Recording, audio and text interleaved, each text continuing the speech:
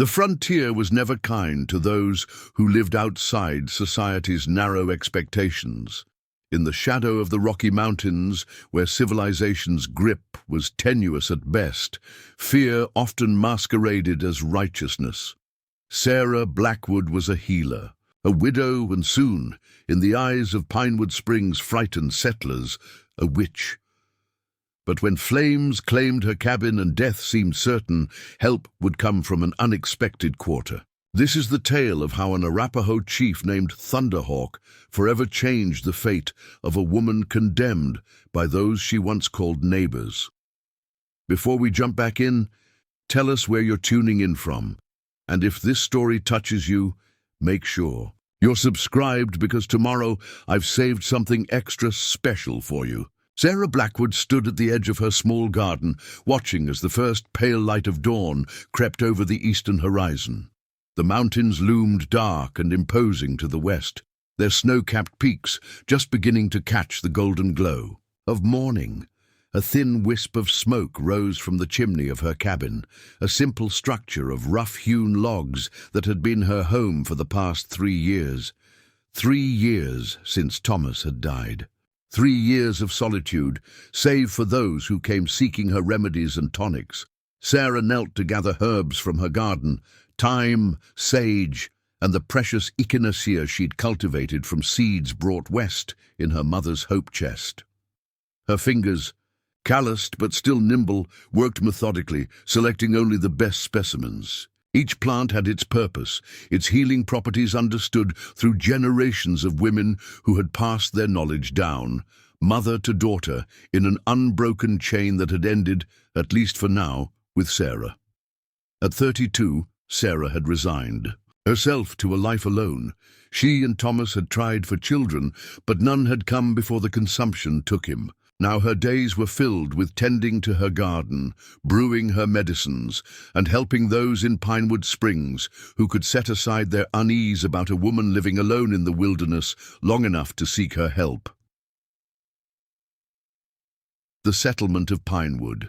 Springs lay 4 miles to the south, a collection of wooden buildings and dusty streets that had sprung up 5 years ago when silver was discovered in the nearby foothills. Most of the prospectors had moved on when the silver proved less abundant than hoped, but enough stayed to establish a permanent community.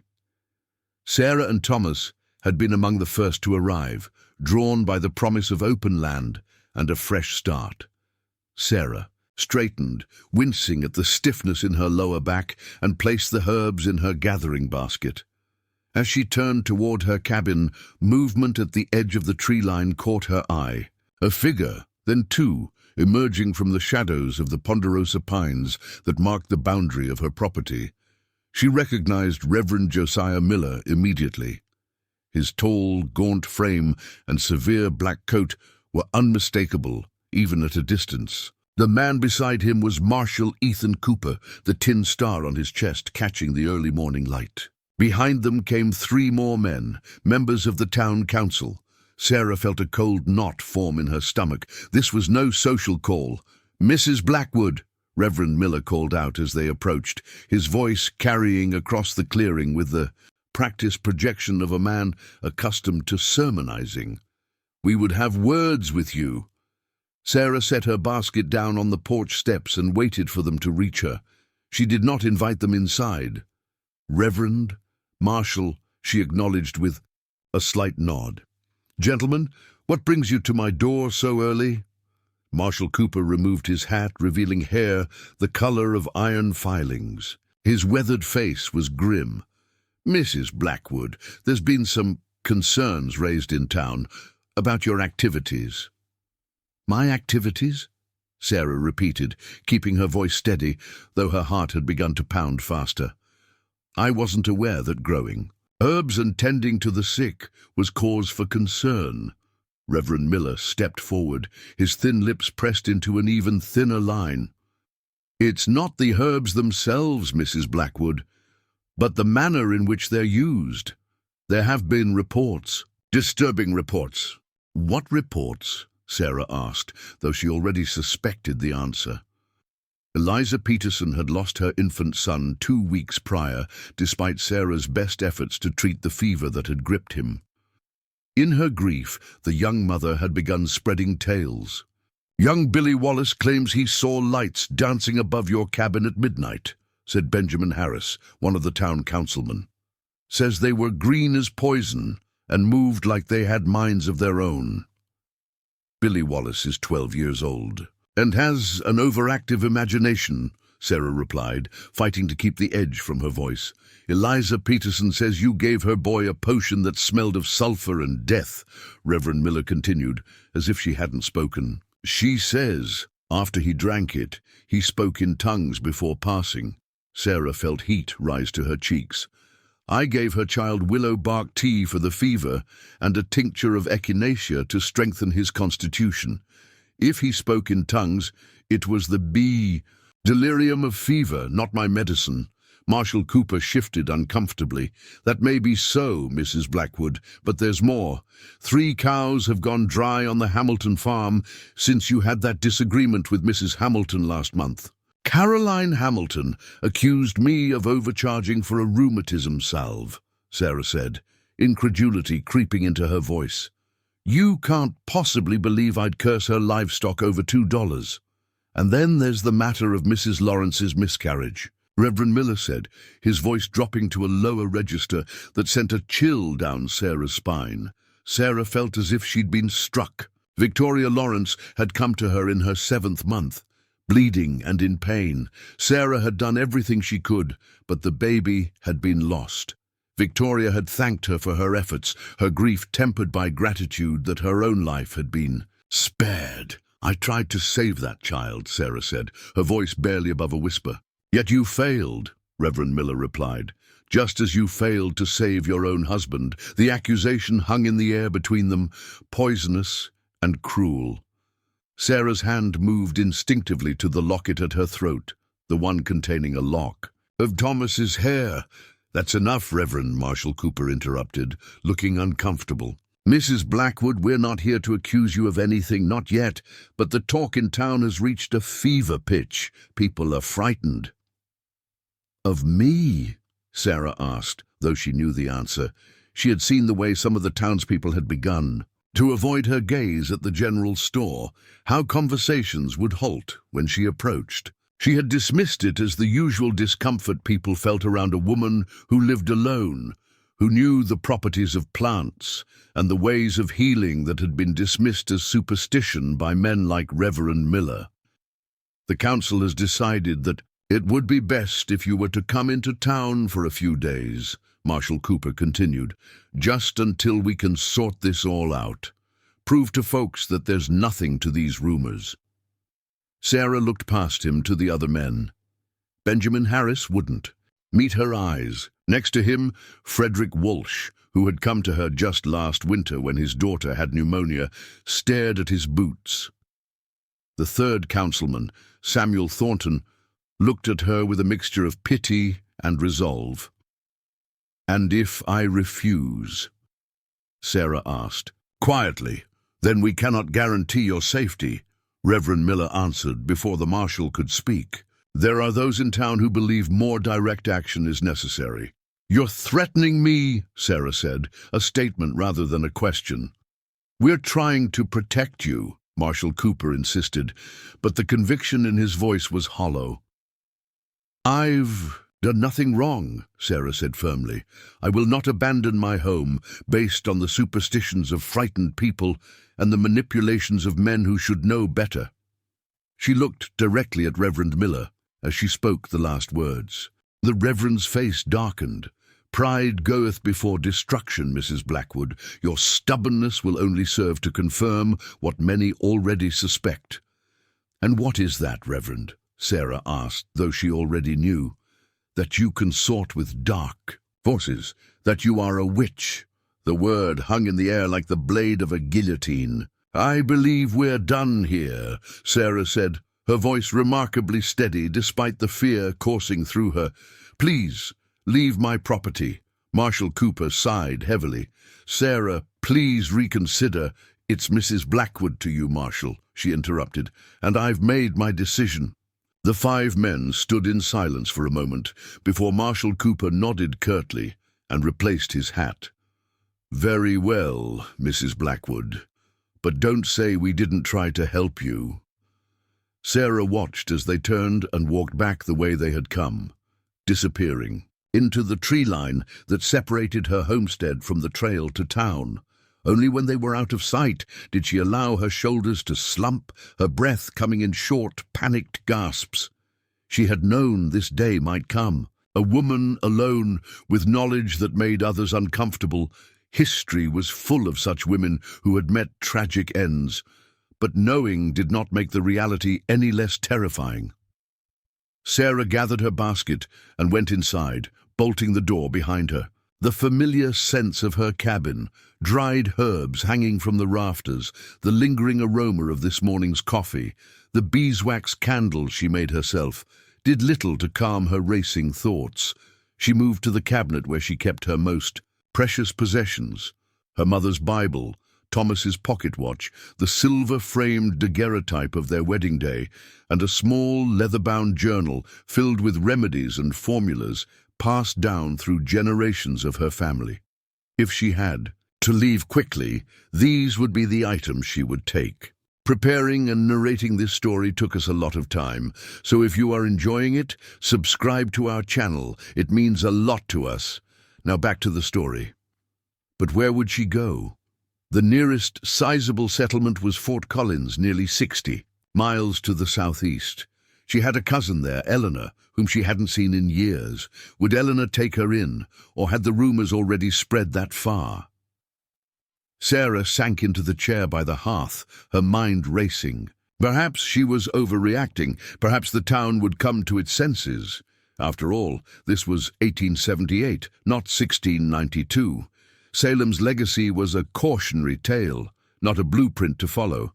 Yet as the day wore on and the shadows lengthened, Sarah found herself jumping at every sound from the forest surrounding her cabin. She kept the shotgun Thomas had taught her to use close at hand, though she doubted she could ever bring herself to fire it at another person.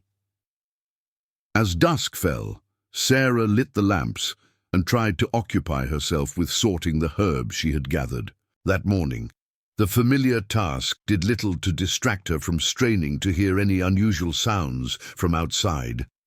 It was near midnight when she heard the first hoofbeats approaching, too many for it to be a single rider, or even the delegation that had visited that morning. Sarah extinguished the lamps and moved to the window, carefully peering out from behind the curtain. Torches, at least a dozen, bobbing in the darkness as their bearers approached on horseback.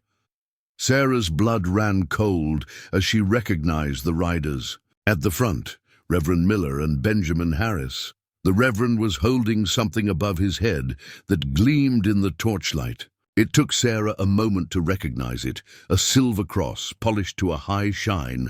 Behind them came what looked like half the town, men she recognized from the general store, the blacksmiths, the saloon. Some of the faces were familiar.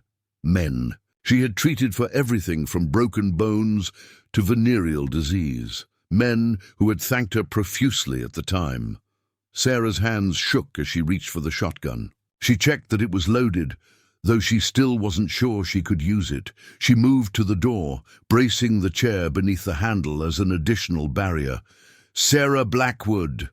Reverend Miller's voice boomed across the clearing. "Come out and face God's judgment." Sarah remained silent, her heart hammering so loudly in her chest she was certain they must hear it even from outside. "We know you're in there, witch," another voice called.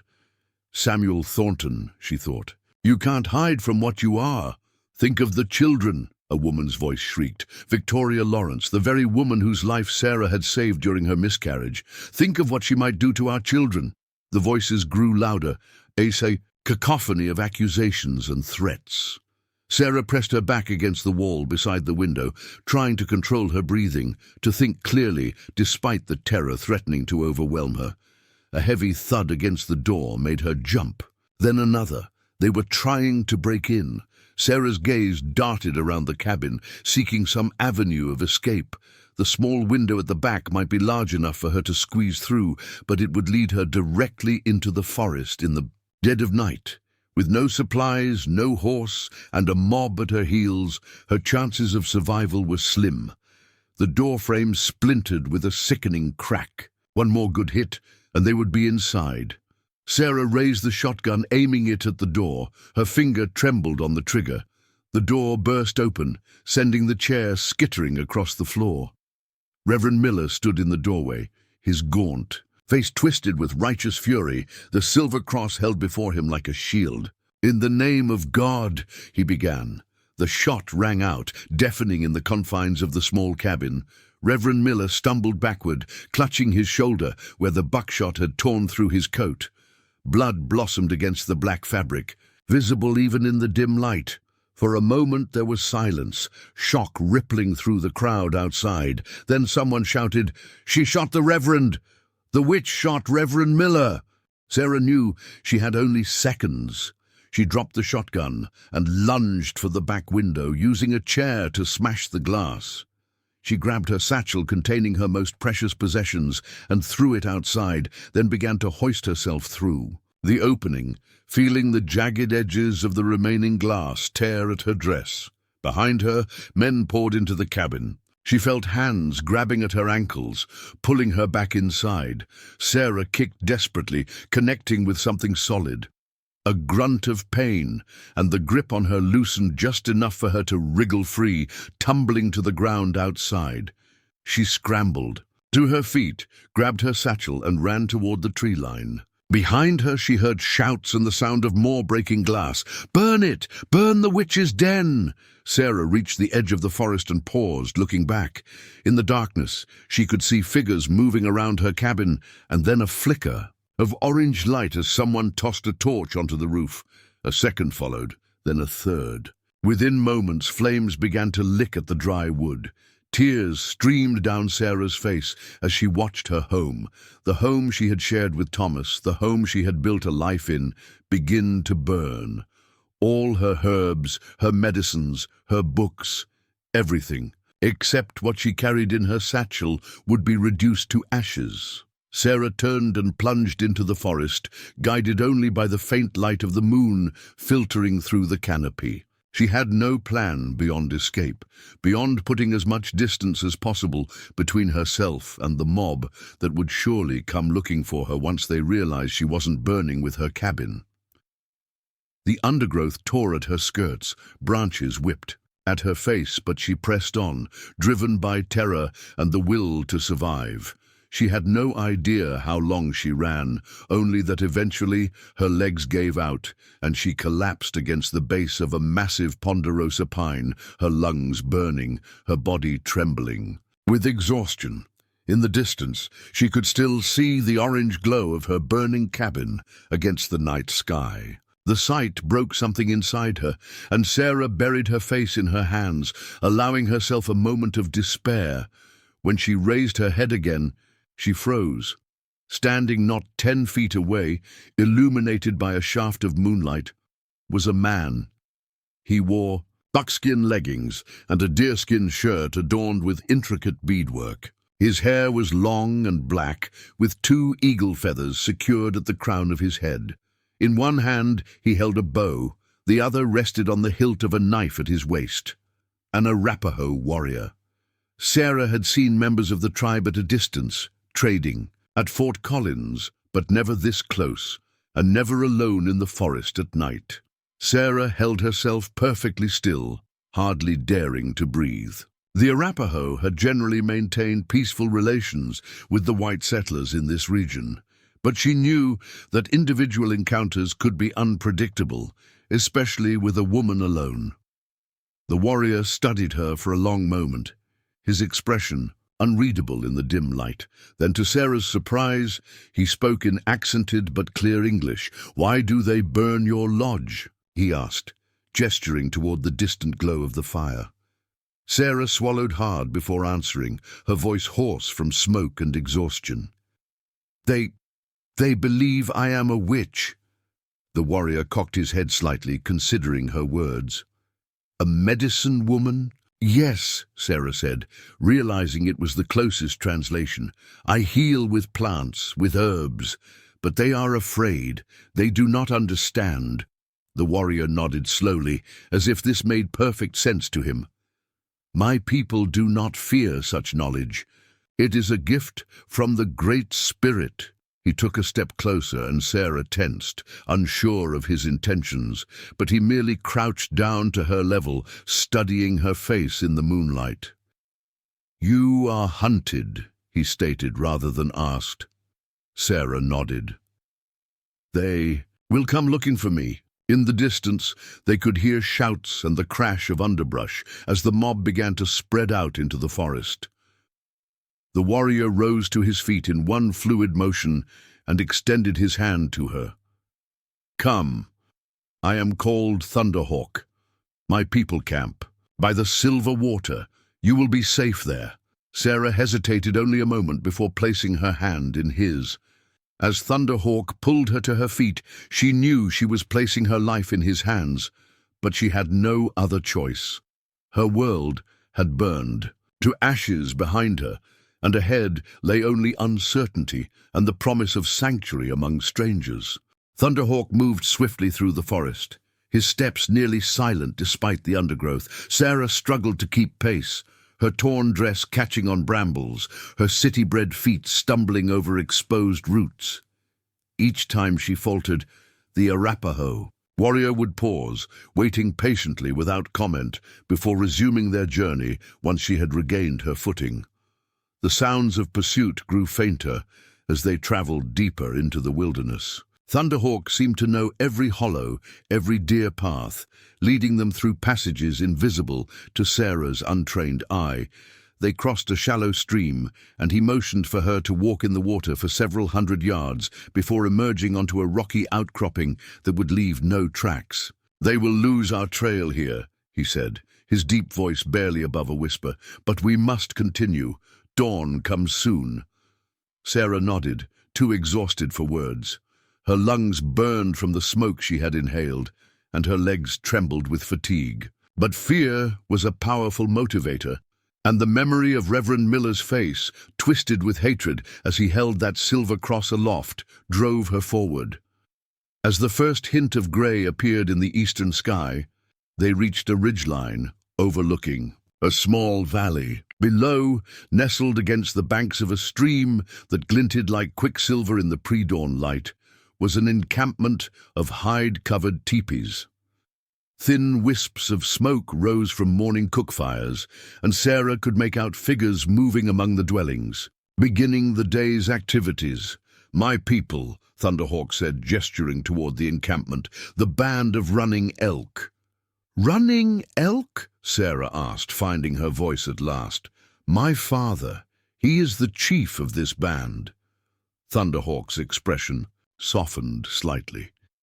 He will decide your fate. A flutter of apprehension went through Sarah at these words. She had escaped one judgment only to face another. Yet what choice did she have? They descended the ridge, following a well-worn path that led to the edge of the encampment. Their approach did not go unnoticed. Children playing near the perimeter spotted them first, calling out in their native tongue before running to alert the adults. By the time Sarah and Thunderhawk reached the first teepee, a small crowd had gathered to meet them. Arapaho regarded Sarah with undisguised curiosity. Some faces showed wariness, others open hostility, but most simply displayed the natural caution of a people who had learned through bitter experience to be wary of whites. An elderly woman stepped forward, her face a map of deep wrinkles, her long grey hair braided with colourful beads. She spoke rapidly to Thunderhawk, gesturing towards Sarah with gnarled hands. Thunderhawk replied respectfully but firmly, occasionally pointing back in the direction from which they had come. Finally, the old woman nodded and turned to Sarah. I am Morning Star, she said in halting English. Thunderhawk says you are a medicine woman, that your people will try to kill you for this gift. Sarah was surprised by both the woman's command of English and her directness. Yes, she replied, simply. They believe my healing is witchcraft. Morning Star made a sound that might have been a scoff. White people fear what they do not understand. Come, you are dirty and tired. We will speak with Running Elk after you have rested." The old woman led Sarah to a small teepee at the edge of the encampment. Inside, she gestured for Sarah to sit on a buffalo robe while she busied herself with a pot hanging over a small central fire. The interior was surprisingly spacious and comfortable, the smoke from the fire escaping through an opening at the top, the ground covered with soft hides. Morning Star handed Sarah a wooden bowl filled with a fragrant broth. "Drink," she commanded. "It will give you strength." Sarah accepted the bowl gratefully. The liquid was savory and rich, with herbs she recognized, sage and what might have been wild onion, along with others unfamiliar to her. As she sipped, the warmth spread through, her body easing some of the ache from her muscles. "Thank you," she said when she had finished, "for the food and for taking me in." Morning Star nodded but offered no reassurance. "Rest now. Later you will meet with Running Elk." Left alone in the teepee, Sarah curled up on the buffalo robe, her satchel clutched to her chest.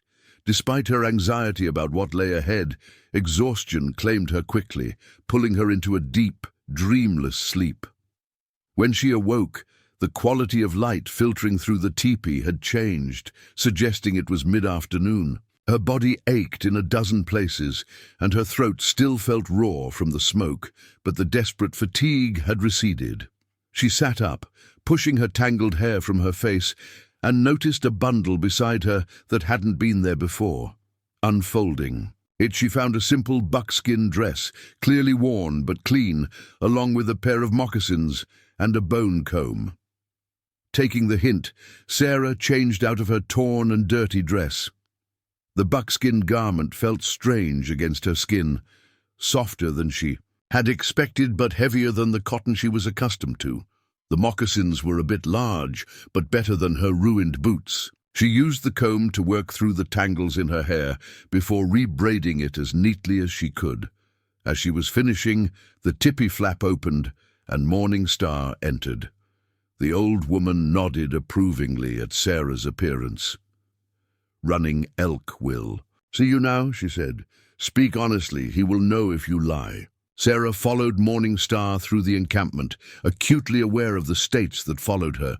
Children peeked out from behind their mothers, and men paused in their tasks to watch her pass.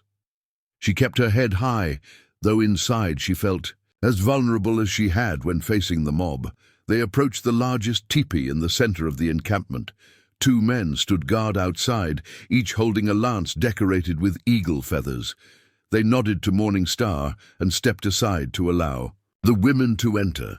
The interior of the chief's teepee was more elaborate than Morning Star's. Painted shields and medicine bundles hung from the support poles, and the central fire pit was ringed with stones carved with symbols Sarah didn't recognize.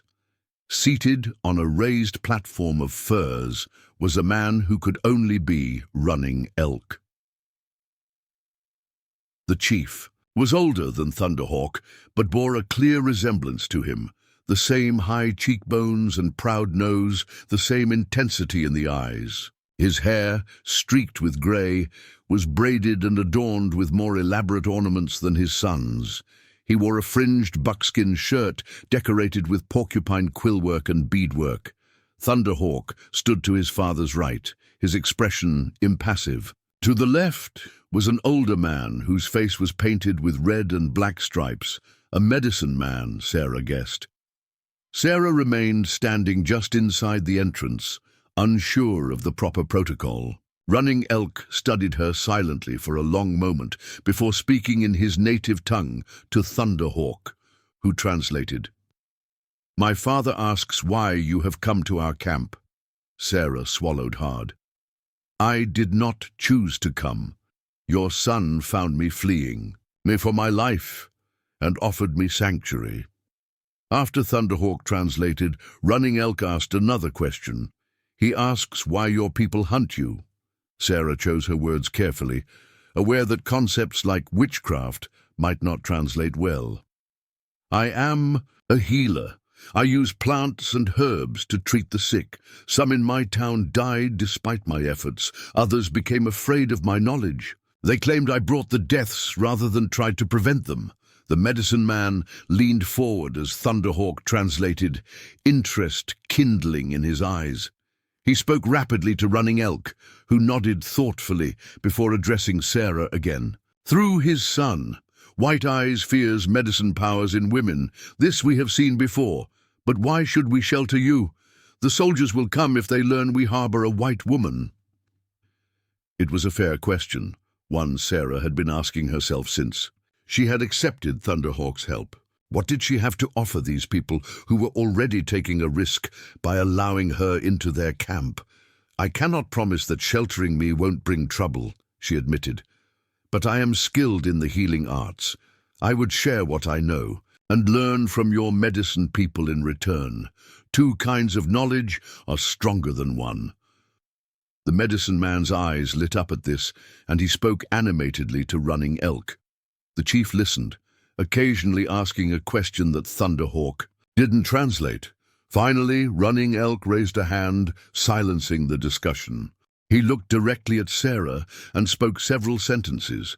This time it was Morning Star who translated. Running Elk says you may stay for now. Stone Bear, she nodded toward the medicine man, wishes to learn of your healing ways. In return, you will learn from him.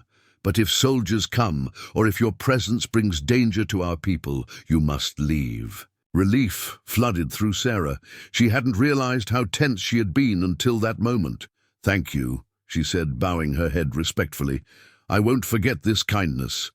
Running Elk made a dismissive gesture. It is not kindness. It is an exchange. Knowledge for knowledge. Now go. Stone Bear will find you tomorrow to begin. As Sarah exited the tipi with Morning Star, she noticed Thunderhawk remained behind with his father. Outside, the camp had returned to its normal activities, though she still received curious glances from those nearby. You will stay with me, Morning Star said, leading her back toward the small tipi where she had rested. I am too old to share. All I know with the young ones. Perhaps you will listen better. There was a hint of humor in the old woman's voice, and Sarah felt a small smile tug at her lips for the first time since the mob had descended on her cabin. I'm a good listener, she assured Morning Star. The following days established a routine unlike anything Sarah had known before. Each morning, she would rise with the sun and join Morning Star in gathering firewood and water from the stream. The old woman moved slowly but purposefully, taking the opportunity to point out useful plants along the way, some familiar to Sarah, others entirely new.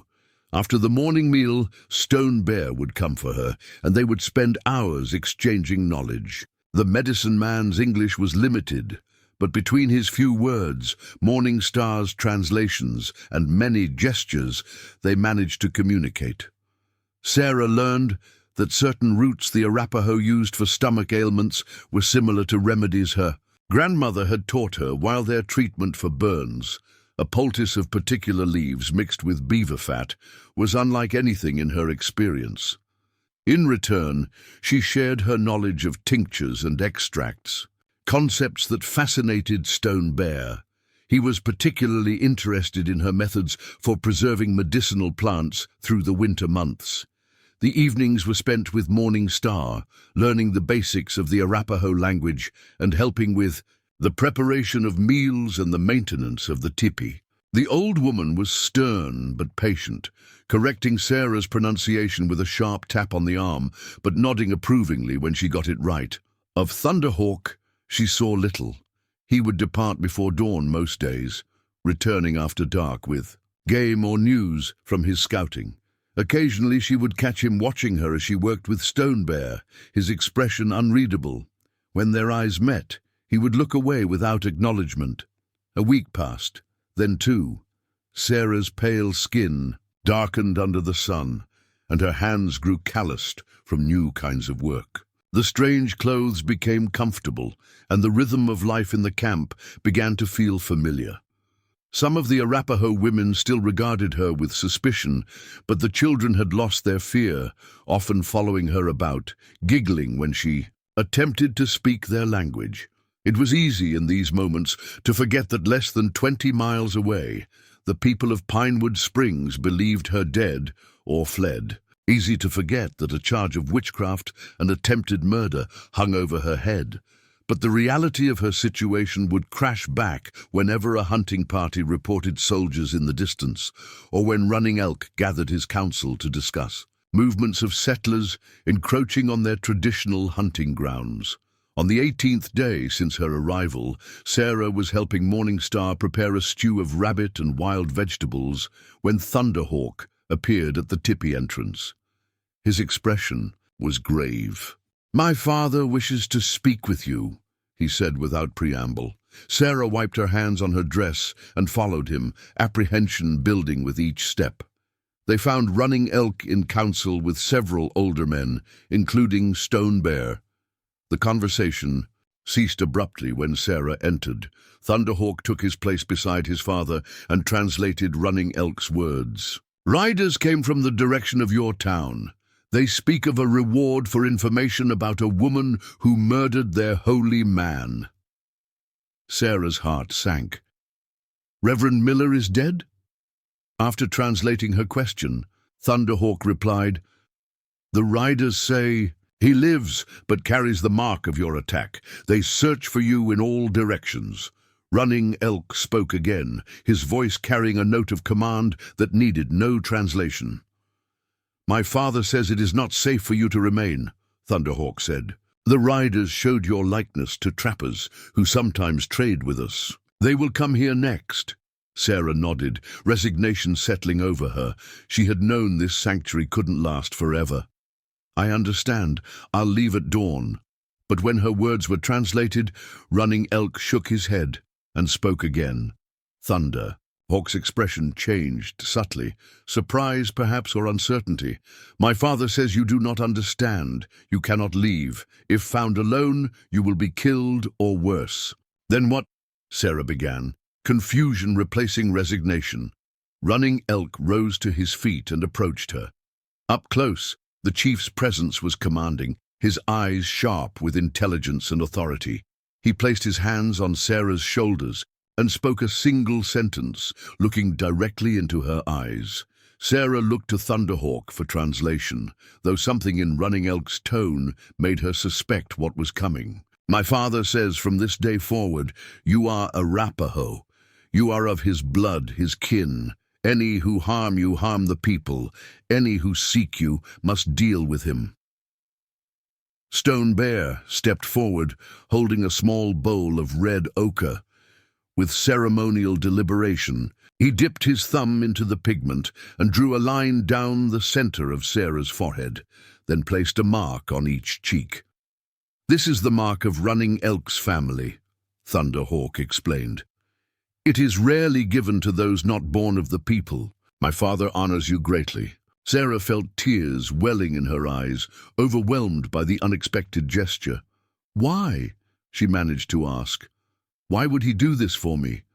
Thunderhawk's expression softened slightly as he translated her question. Running Elk's answer was lengthy, and when Thunderhawk spoke again, his voice carried a new note of respect. "My father says the spirits guided his son to find you that night. Stone Bear says you have a healer's heart, which knows no boundaries of tribe or color. The knowledge you have shared may save many of our children in the winters to come." Thunderhawk paused, then added, "And I have told him of your courage when facing your accusers. You did not cower or beg. You stood as an Arapaho would stand."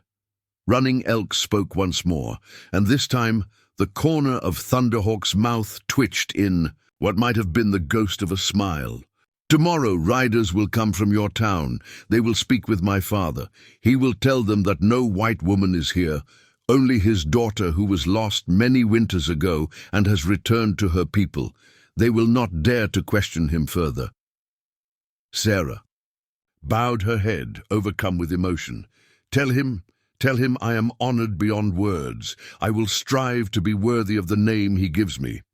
After Thunderhawk translated, Running Elk nodded once, decisively, then returned to his counsel. The matter, it seemed, was settled. As Sarah and Thunderhawk left the chief's tepee, the reality of what had just occurred began to sink in. She had been given not just sanctuary, but a new identity, a new family, a new life. "What will they call me?" she asked as they walked back toward Morning Star's tepee. "What is my Arapaho name?" Thunderhawk glanced at her, and this time there was definitely a slight smile on his lips. "Red Willow Woman, for the healing bark you showed Stone Bear, and for your hair," he added, gesturing to her auburn braid. "Red Willow Woman." Sarah tested the name silently, feeling its weight and promise. It wasn't what she had imagined for herself when she and Thomas had headed west years ago, but perhaps it was what she had been moving toward all along, a place where her knowledge was valued rather than feared, where healing was seen as a gift rather than a threat. As they neared Morning Star's tepee, Thunderhawk paused. "Tomorrow, when the white men come, you must stay in the women's tepee. Do not speak. Do not let them see your eyes clearly. Morning Star will paint your face in the way of our women." Sarah nodded her understanding. "And after they leave?" Thunderhawk looked toward the mountains in the distance, his profile strong, against the setting sun. "After they leave, Red Willow Woman, you begin your new life among the people. And perhaps—" He hesitated, meeting her eyes directly for the first time. "Perhaps, in time, you will find that this life suits you better than the one you left behind." There was something in his gaze that Sarah hadn't seen before, a warmth, an invitation, a possibility. She found herself unable to look away, a flutter of something unexpected stirring in her chest. The moment stretched between them, filled with unspoken words and questions, without answers. Then Thunderhawk nodded once, as if confirming something to himself, and continued toward the camp, leaving Sarah to follow in his wake, pondering the strange turns that had brought her to this place, and the uncertain future that lay ahead.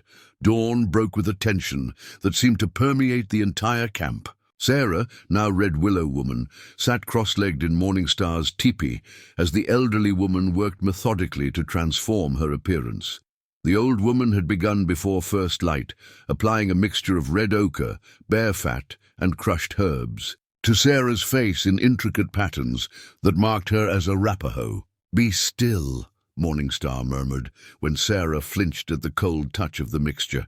"This must be perfect. White men see only what they expect to see. If you look at Arapaho, move Arapaho, they will believe you are Arapaho." Sarah nodded slightly, careful not to disturb the old woman's work. Her auburn hair had already been thoroughly oiled and rebraided in the Arapaho style, with small shells and beads woven into the plaits.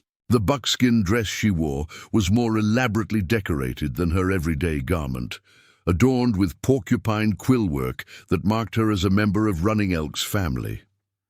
"There," Morning Star said finally, sitting back to examine her handiwork. She handed Sarah a polished piece of metal that served as a mirror. Sarah barely recognized the face that looked back at her. The distinctive patterns of red, black, and yellow transformed her features, emphasizing her cheekbones and masking the freckles that dotted her nose. With her eyes lowered, as they would be in the presence of white men, she looked remarkably like the other Arapaho women.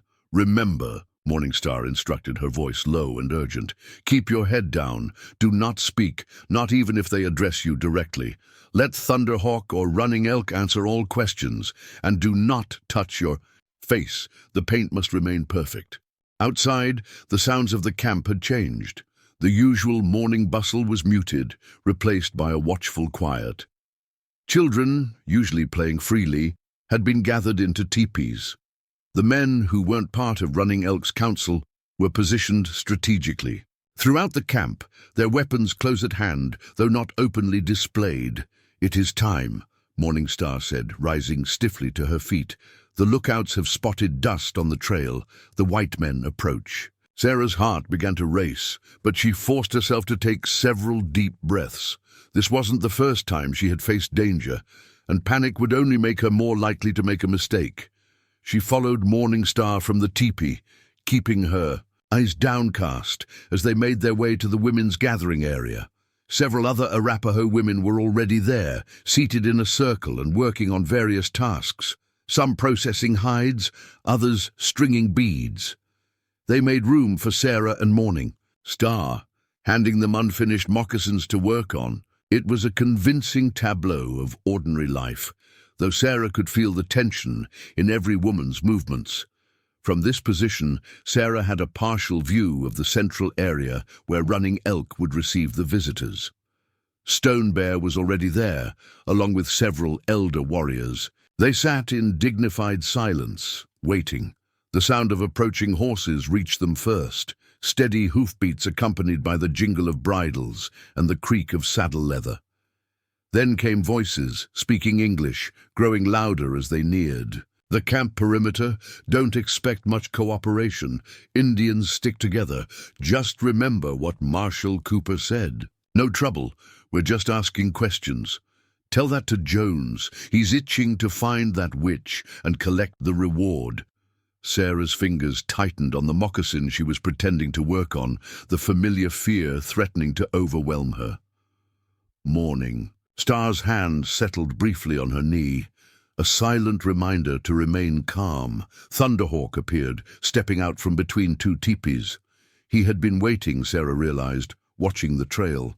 He wore a formal buckskin shirt decorated with rows of elk teeth, and his face was painted with red stripes that marked him as the chief's son.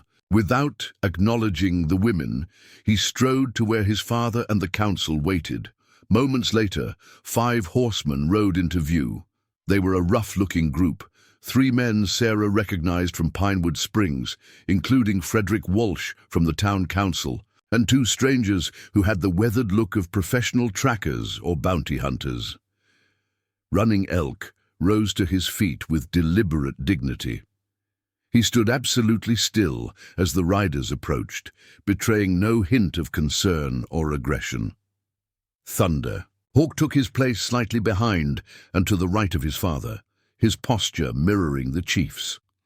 The riders halted at a respectful distance, and Frederick Walsh nudged his horse a few steps forward. "We're looking for the chief of this camp," he called out in a loud voice, as if volume could overcome the language barrier. Thunderhawk responded in measured English. "My father, Running Elk, is chief. I am Thunderhawk. I speak for him to those who do not know our tongue." Walsh seemed momentarily taken aback, perhaps not expecting to find an English speaker. He recovered quickly. "We're tracking a dangerous fugitive, a woman from our settlement. She murdered our minister and fled into these hills about 3 weeks back. We've been authorized to offer a reward for information leading to her capture." He reached into his saddlebag and produced a folded paper, which he extended toward Thunderhawk. The Arapaho warrior made no move to take it. "Show from there," he said, his tone making it clear he had no intention of approaching the mounted men. Walsh scowled but unfolded the paper, revealing a crude sketch of Sarah. The likeness was poor, but her distinctive hair color was prominently noted beside the drawing, along with the words, "Wanted, Sarah Blackwood, witch murderer," in bold letters. $50 in gold to anyone who helps us find her," Walsh announced, looking beyond Thunderhawk to the gathered council members. "She's dangerous, practices witchcraft, and shot Reverend Miller when he tried to bring her to justice." Thunderhawk studied the paper without expression, then translated the offer for his father and the council. The elders maintained impassive faces, though Sarah, watching from the women's circle, could see Stone Bear's lips twitch in what might have been amusement. Running Elk spoke at length in Arapaho, his deep voice carrying easily across the clearing. When he finished, Thunderhawk turned back to the riders. "My father says no white woman has come to our camp. We have seen no one matching this drawing." The bounty hunter at the back of the group spat into the dust. "They're lying." That fire we spotted last week had to be her cabin. Trail led this direction before we lost it at the stream. Walsh held up a hand to silence him. We're not accusing anyone of lying, he said smoothly, but perhaps the woman came here without your knowledge. She's clever and might have hidden herself among your people. Thunderhawk's expression didn't change, but something dangerous flickered in his eyes. My father knows all who enter our territory. If this woman had come, he would know. Then you won't mind if we look around your camp, said one of the other men from Pinewood Springs, Samuel Thornton, Sarah recalled with a jolt of recognition. Just to be sure. A murmur went through the council at this suggestion. Running Elk's face darkened, and he spoke sharply to Thunderhawk. My father says you insult his honor as chief, Thunderhawk translated, his voice taking on an edge. No white man enters our lodges without invitation. This is our home, not your town. The tension in the clearing thickened.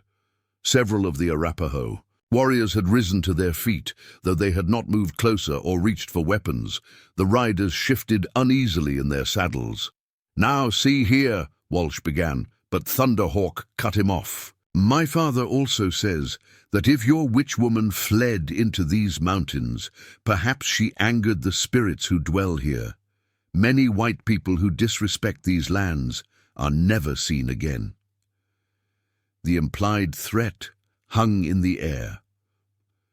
Walsh and Thornton exchanged glances, clearly reconsidering their approach. The bounty hunter at the back was less intimidated. Hell with this. I didn't ride 3 days to be turned away by a bunch of... That's enough, Jones, Walsh interrupted sharply. He turned back to Thunderhawk. We don't want trouble, but the woman is dangerous and must be brought to justice. If you hear anything or see anyone matching her description, the reward stands. Thunderhawk nodded once, curtly. We will remember.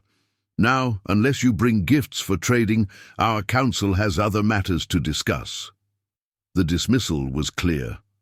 Walsh refolded the wanted poster and returned it to his saddlebag. We'll be moving north from here, checking the other camps and settlements. Good day to you. He turned his horse, the others following suit. As they rode away, Sarah noticed Jones looking back over his shoulder, his gaze sweeping across the camp, with obvious suspicion.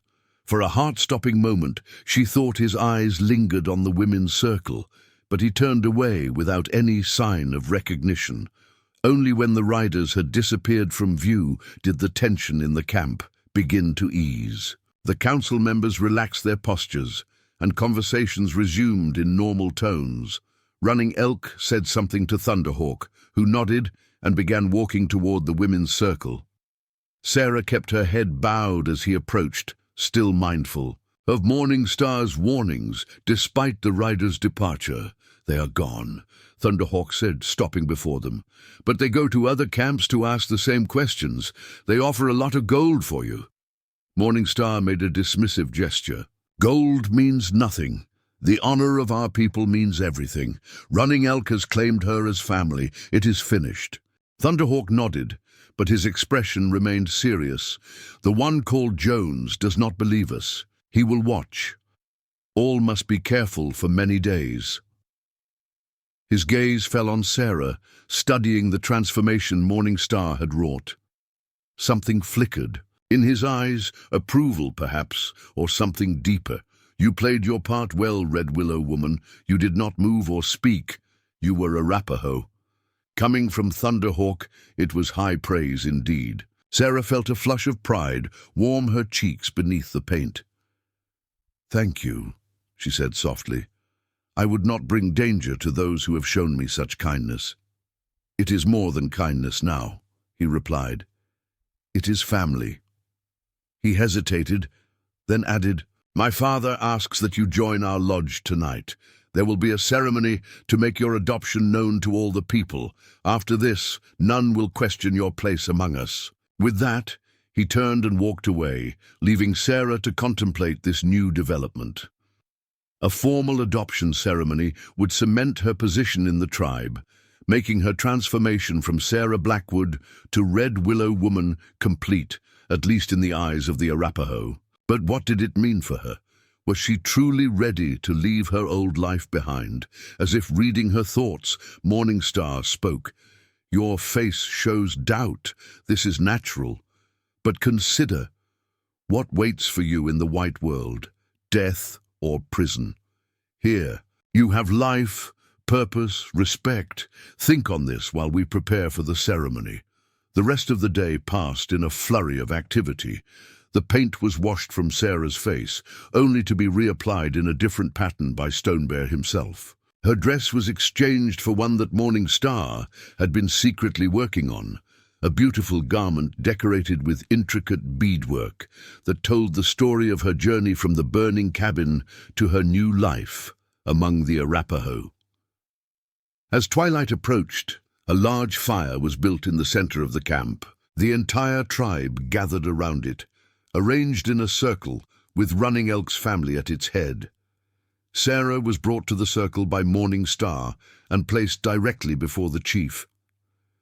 Running Elk wore his full regalia, a magnificent headdress of eagle feathers, a breastplate of bone hair pipes, and a painted buffalo robe draped over his shoulders. To his right sat Thunderhawk, and to his left a space had been left empty. The ceremony began with Stonebear offering prayers to the four directions, burning sweet grass and sage to cleanse the gathering. Then Running Elk rose and addressed the tribe in Arapaho. Though Sarah could not understand all the words, the cadence and emotion behind them were clear.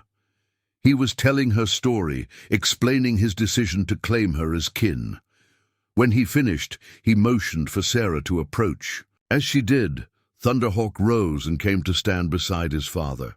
Together, they draped a buffalo robe around Sarah's shoulders, smaller than Running Elk's, but decorated with similar symbols of authority and protection. Running Elk placed his hands on Sarah's shoulders and spoke directly to her, with Thunderhawk translating. From this day forward, you are my daughter, returned to us after being lost to the white world. The spirits guide you home to your true people. You are Red Willow Woman, healer of the Arapaho. My blood is your blood. My lodge is your lodge. My enemies are your enemies. All who see the mark of my family upon you will know you are under my protection.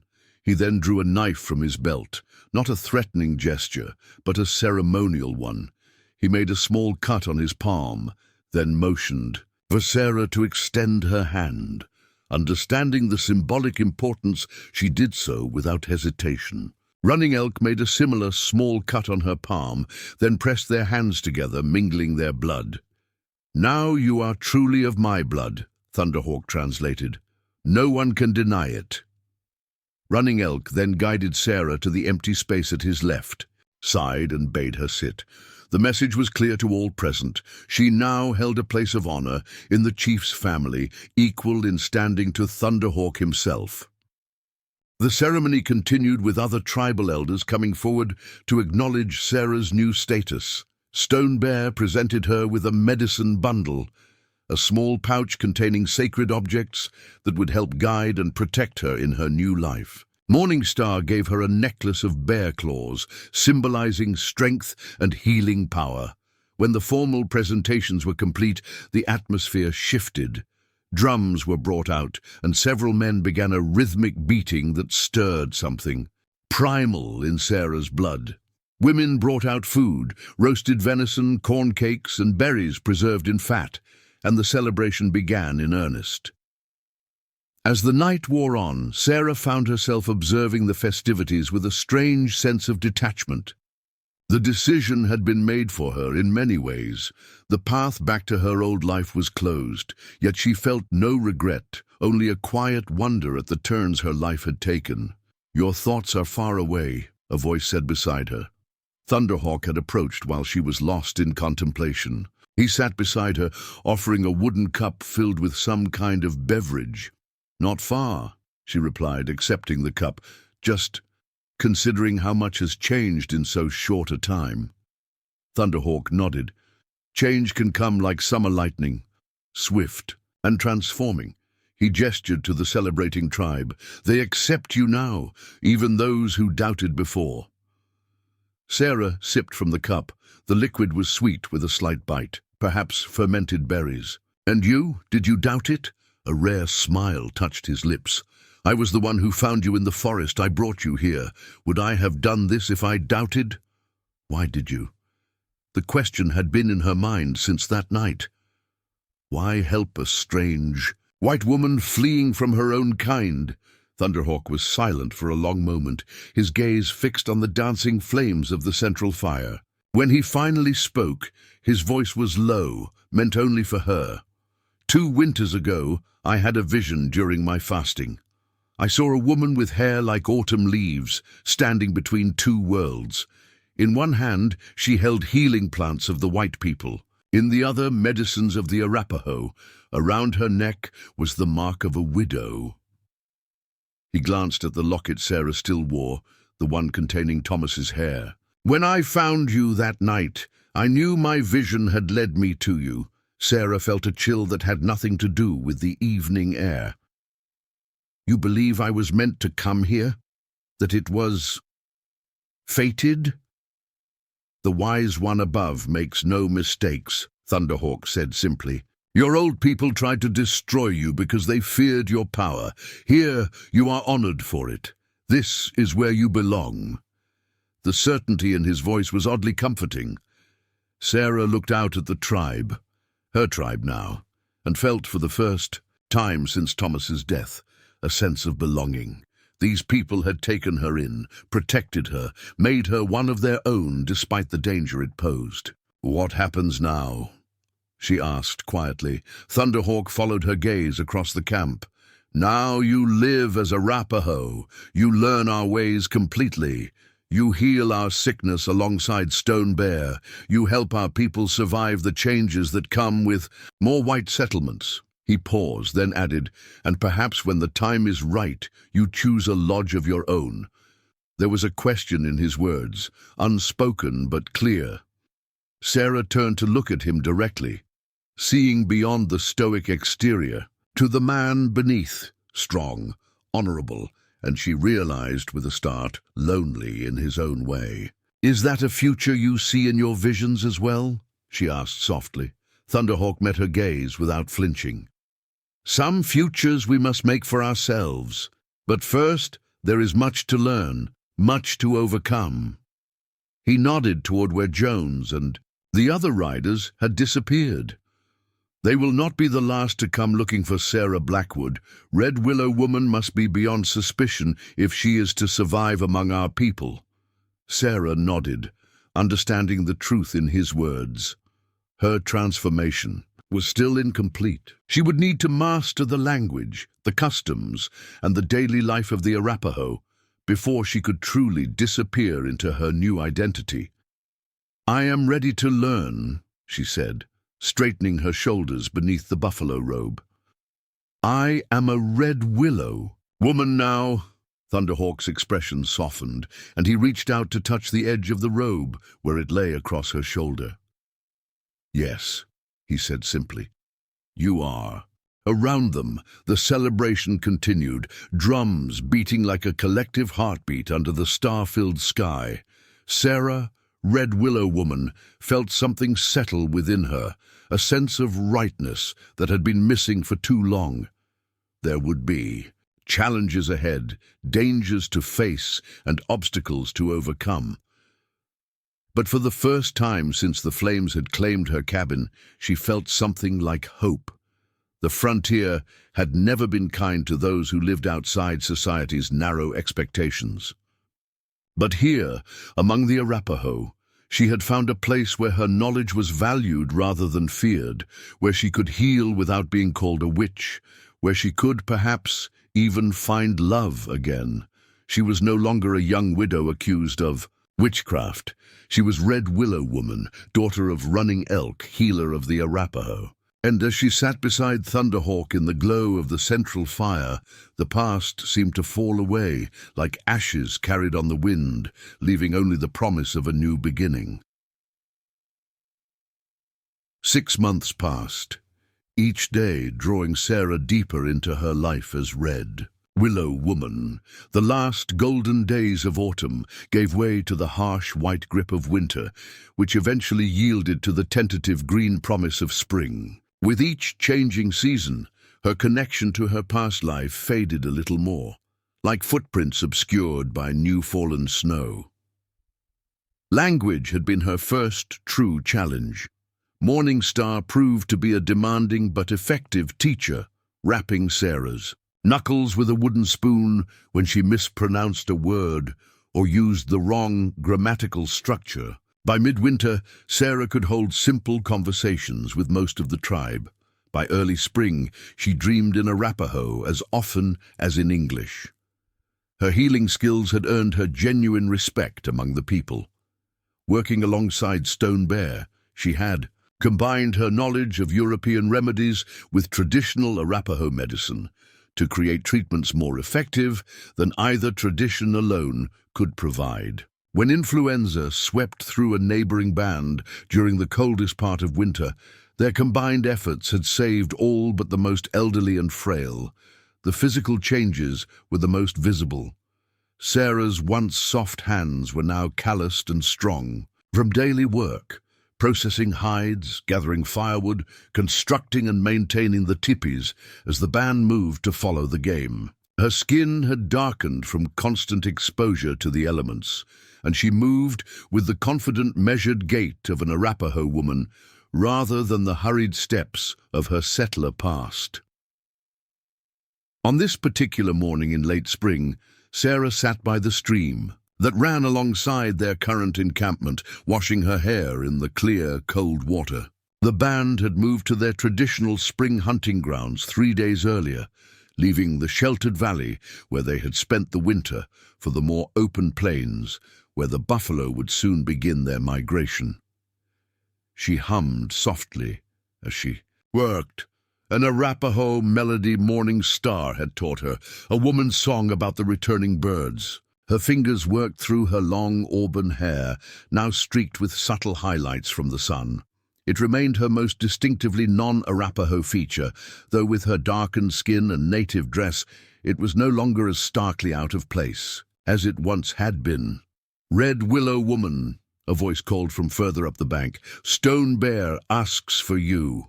A messenger has come from Wolf's band with news." Sarah looked up to see young Fox, a boy of about 12, who often served as Stone Bear's assistant. She nodded and quickly wrung the water from her hair, braiding it loosely to keep it out of her way. "What news?" she asked as she gathered her few belongings. Young Fox shrugged. "I do not know. The messenger spoke only to Running Elk and the council, but Stone Bear said to find you quickly." A flutter of apprehension stirred in Sarah's chest. Messengers between bands were common enough, but the urgency was unusual. She followed young Fox back to the encampment, where a cluster of people had gathered around the council fire. Stone Bear stood at the edge of the gathering, his weathered face grave. When he spotted Sarah, he motioned her over with a brief gesture. "What is happening?" she asked in Arapaho as she reached his side. "Trouble comes," the medicine man replied simply. "Listen." In the center of the circle, a young warrior from another band was speaking rapidly, his hands moving in emphatic gestures. Sarah recognized the mark of wolf rock painted on his chest. He came from a friendly band led by a chief of that name, whose winter camp had been some 20 miles southeast of their own. 3 days ago they came, the messenger was saying. Soldiers from the fort, with 2 men in black coats who called themselves agents of the government. They brought papers with the Great Father's mark on them. Sarah felt a chill that had nothing to do with her damp hair. Government agents meant the Indian Bureau, and papers with official seals meant trouble for the free-roaming bands. Running Elk asked a question, and the messenger continued. "They say all Arapaho must go to the reservation at Wind River before the moon is full again. Any found outside the reservation after that time will be considered hostile and dealt with accordingly." The young man's voice carried both anger and fear. Wolf Rock asked for more time, until after the summer hunt. The men in black coats said the decision was made. There will be no more hunting on the ancestral grounds. A murmur of consternation went through the gathered tribe. The reservation at Wind River lay over 200 miles to the northwest, in land allocated to their traditional enemies, the Shoshone. More importantly, confinement to a reservation would mean the end of their traditional way of life. No more seasonal migrations, no more buffalo hunts on the open plains. Sarah glanced at Thunderhawk, who stood at his father's right hand. His face was impassive, but she could read the tension in the set of his shoulders, the slight narrowing of his eyes. In the months since her adoption into the tribe, they had grown closer, their initial wariness giving way to mutual respect, and a deepening bond that neither had put into words. She had learned to read his moods, to understand the thoughts he rarely expressed aloud. Running Elk rose to address his people, his voice strong despite the grey that now dominated his once black hair. "We have heard such threats before," he said. "Each year the white government draws new lines on its papers, saying this far and no further. Each year we find ways to continue as we have always lived." Stone Bear spoke up, his voice carrying the weight of his position as spiritual leader. "But this time is different. The white soldiers have new weapons. The buffalo grow fewer each season.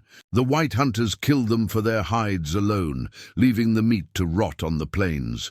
We must consider carefully what path to take." Thunderhawk stepped forward.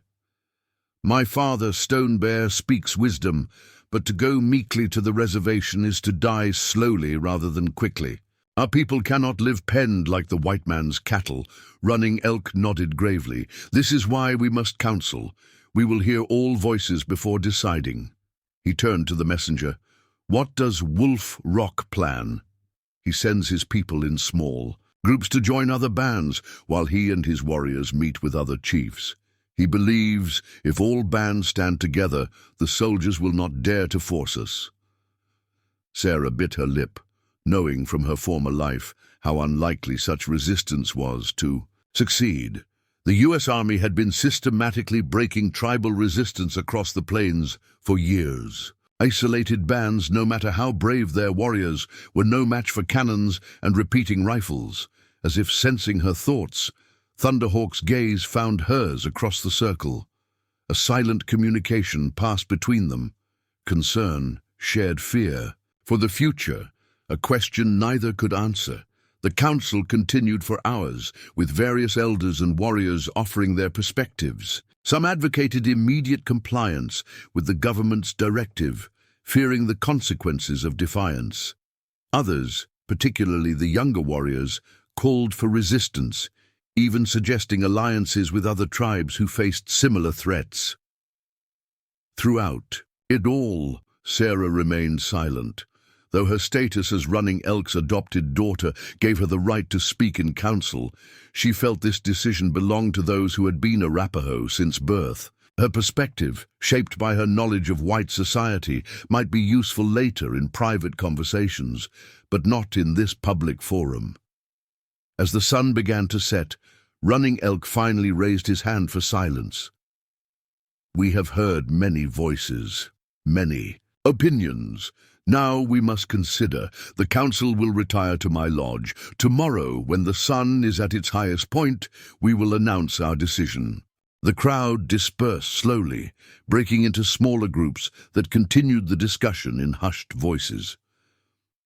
Sarah waited until Thunderhawk had followed his father into the chief's lodge, before making her way to the teepee she shared with Morning Star. The old woman was inside, methodically grinding herbs with a stone mortar and pestle. She looked up as Sarah entered, her rheumy eyes still sharp despite her advanced age. "You heard?" she asked simply. Sarah nodded, sinking down on her sleeping robe. "Yes. The government wants all Arapaho at Wind River within the month." Morning Star made a sound halfway between a scoff and a sigh. "I have lived through 8 winters of such demands. Always they say, this is the last land you will need. Always they lie." She set aside her mortar. "What troubles your heart, daughter? I see the shadow in your eyes." Sarah drew her knees up to her chest, a posture that reminded her momentarily of how she used to sit by the hearth in her cabin, what seemed like a lifetime ago. "I fear for our people," she said honestly. "The soldiers will not stop this time. The railroads are pushing west, the settlers follow, and the government will not allow free tribes to remain." "And you fear for Thunderhawk?" Morningstar added perceptively. "You think he will choose the warrior's path?" Sarah didn't deny it. "He speaks of resistance at every council. He cannot bear the thought of the reservation. Nor can any who remember freedom," the old woman said. "But Thunderhawk carries the weight of future leadership. Running Elk grows old.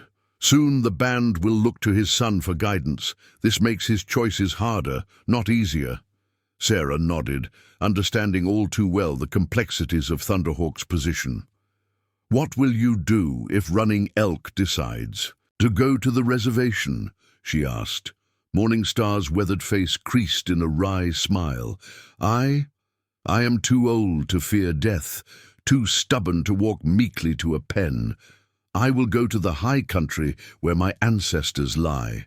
The soldiers will not find me there." "And leave the tribe?" Sarah couldn't keep the shock from her voice. Morningstar was one of the most respected elders, a keeper of stories and traditions. "The tribe goes where it must," the old woman said simply. "Each of us makes our own path at the end. Even you, Red Willow woman, must decide where your true path lies." The words hung in the air between them, laced with meaning Sarah wasn't sure she wanted to untangle. Before she could respond, the tippy flap opened, and Thunderhawk entered without ceremony, a sign of how troubled he must be, as he usually announced his presence before entering a woman's dwelling. "I must speak with you," he said, his gaze fixed on Sarah. "Will you walk with me?" Morningstar made a shooting gesture. "Go, my old bones welcome the quiet." Outside, the camp was subdued, the usual evening activities muted by the weight of uncertainty hanging over everyone. Thunderhawk led Sarah toward the stream, away from the circle of teepees to a stand of cottonwoods that offered some privacy. The evening air was cool, carrying the scent of wild sage and distant rain. Thunderhawk stopped beneath the largest tree, leaning one shoulder against its trunk. In the fading light, his profile was strong and proud, his features set in lines of concern. "My father leans toward accepting the government's terms," he said without preamble. "He believes resistance would bring only death to our people." Sarah absorbed this information, unsurprised but still saddened. "And you disagree?" Thunderhawk's jaw tightened. "I believe slow death on the reservation is no better than quick death defending our freedom. But—" he hesitated, a rare uncertainty crossing his face. "But I am not chief yet, and I must honor my father's decision, even if you believe it wrong, especially then." Thunderhawk pushed away from the tree, pacing a few steps before turning back to her. "A leader who undermines his chief weakens the entire tribe. If I publicly oppose my father, it could split our people when unity is most needed." Sarah nodded, respecting his reasoning even as she sensed there was more he wasn't saying. "So, you will go to the reservation, if he decides that is our path." Thunderhawk was silent for a long moment, his gaze fixed on the distant mountains now, fading into darkness. "There is another possibility," he said finally, "one I have discussed with only my father and Stone Bear until now." Sarah waited, sensing the importance of whatever he was about to share. "There are places in the mountains where small bands could survive undetected. Not the whole tribe, that would draw too much attention, but a few families, those unwilling to surrender to reservation life, could find refuge there. Hunting would be scarce but possible. Freedom would be limited but preserved. A third path," Sarah murmured. "Neither open defiance nor complete submission." Thunderhawk nodded. "My father has given me his blessing to lead such a group, if I choose. He understands my spirit cannot bend to reservation life. And you're telling me this because—" Sarah let the question hang between them, though she thought she already knew the answer. Thunderhawk turned to face her fully, his dark eyes intense in the gathering twilight. "Because I would have you come with me, as my wife." Though she had half expected it, the directness of his proposal still took her breath away. In the Arapaho way, there was no courtship as white society understood it. Marriage was a practical arrangement, a joining of families and resources. Yet she had sensed the growing connection between them over the months, the lingering glances, the way he sought her opinion on matters beyond healing, the small gifts he sometimes brought her. From his hunting trips. "Your wife," she repeated softly. "Thunderhawk." He raised a hand to stop her. "Do not answer now. There is more you must consider. Life in the mountains would be hard, harder than anything you have known with us so far. Always hiding, always watching for soldiers. Our children would know only the shadows of our former freedom." The mention of children sent an unexpected pang through Sarah's heart. After Thomas died, she had resigned herself to childlessness. Even after joining the Arapaho, she had not allowed herself to imagine a future that included a family of her own. "There is also the matter of your former life," Thunderhawk continued.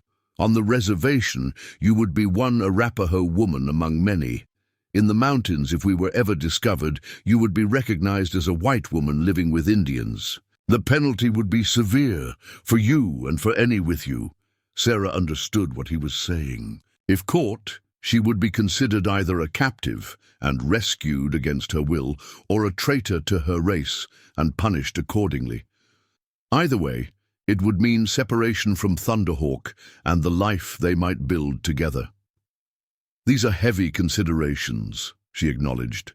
"But tell me truly, do you ask me to come as your wife because you need a healer for your band, or because—" She hesitated, uncharacteristically shy. "Because your heart calls for me?" Thunderhawk stepped closer, close enough that she could feel the warmth radiating from his body in the cool evening air.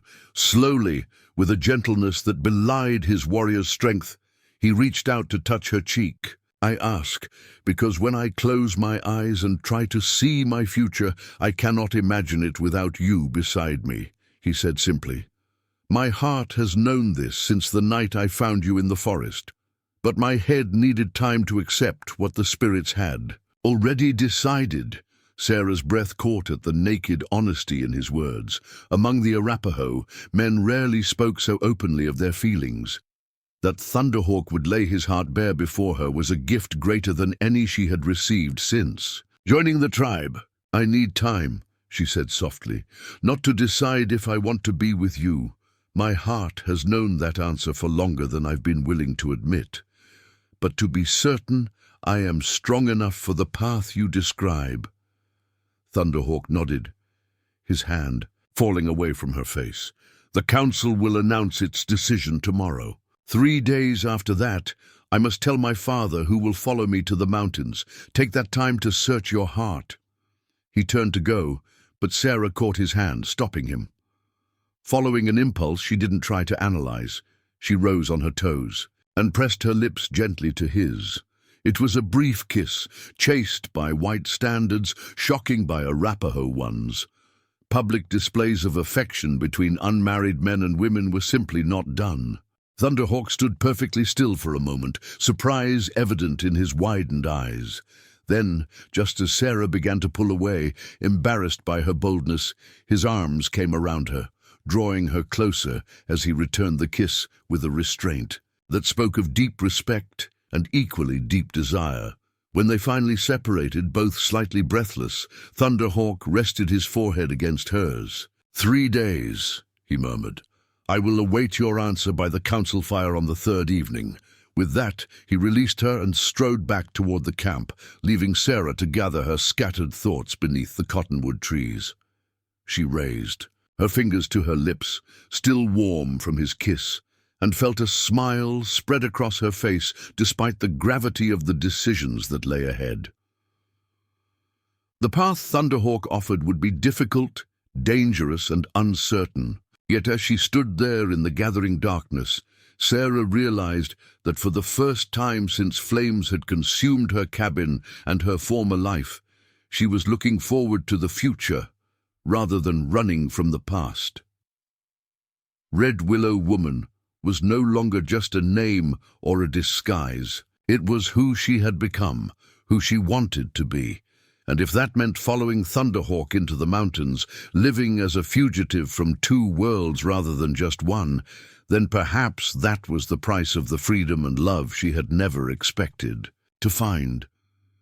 With this thought warming her heart against the chill of the night, Sarah turned and made her way back to the camp, where Morning Star would be waiting with knowing eyes and, no doubt, a great deal of unsolicited advice about the proper way to accept a marriage proposal from the future chief of the Arapaho.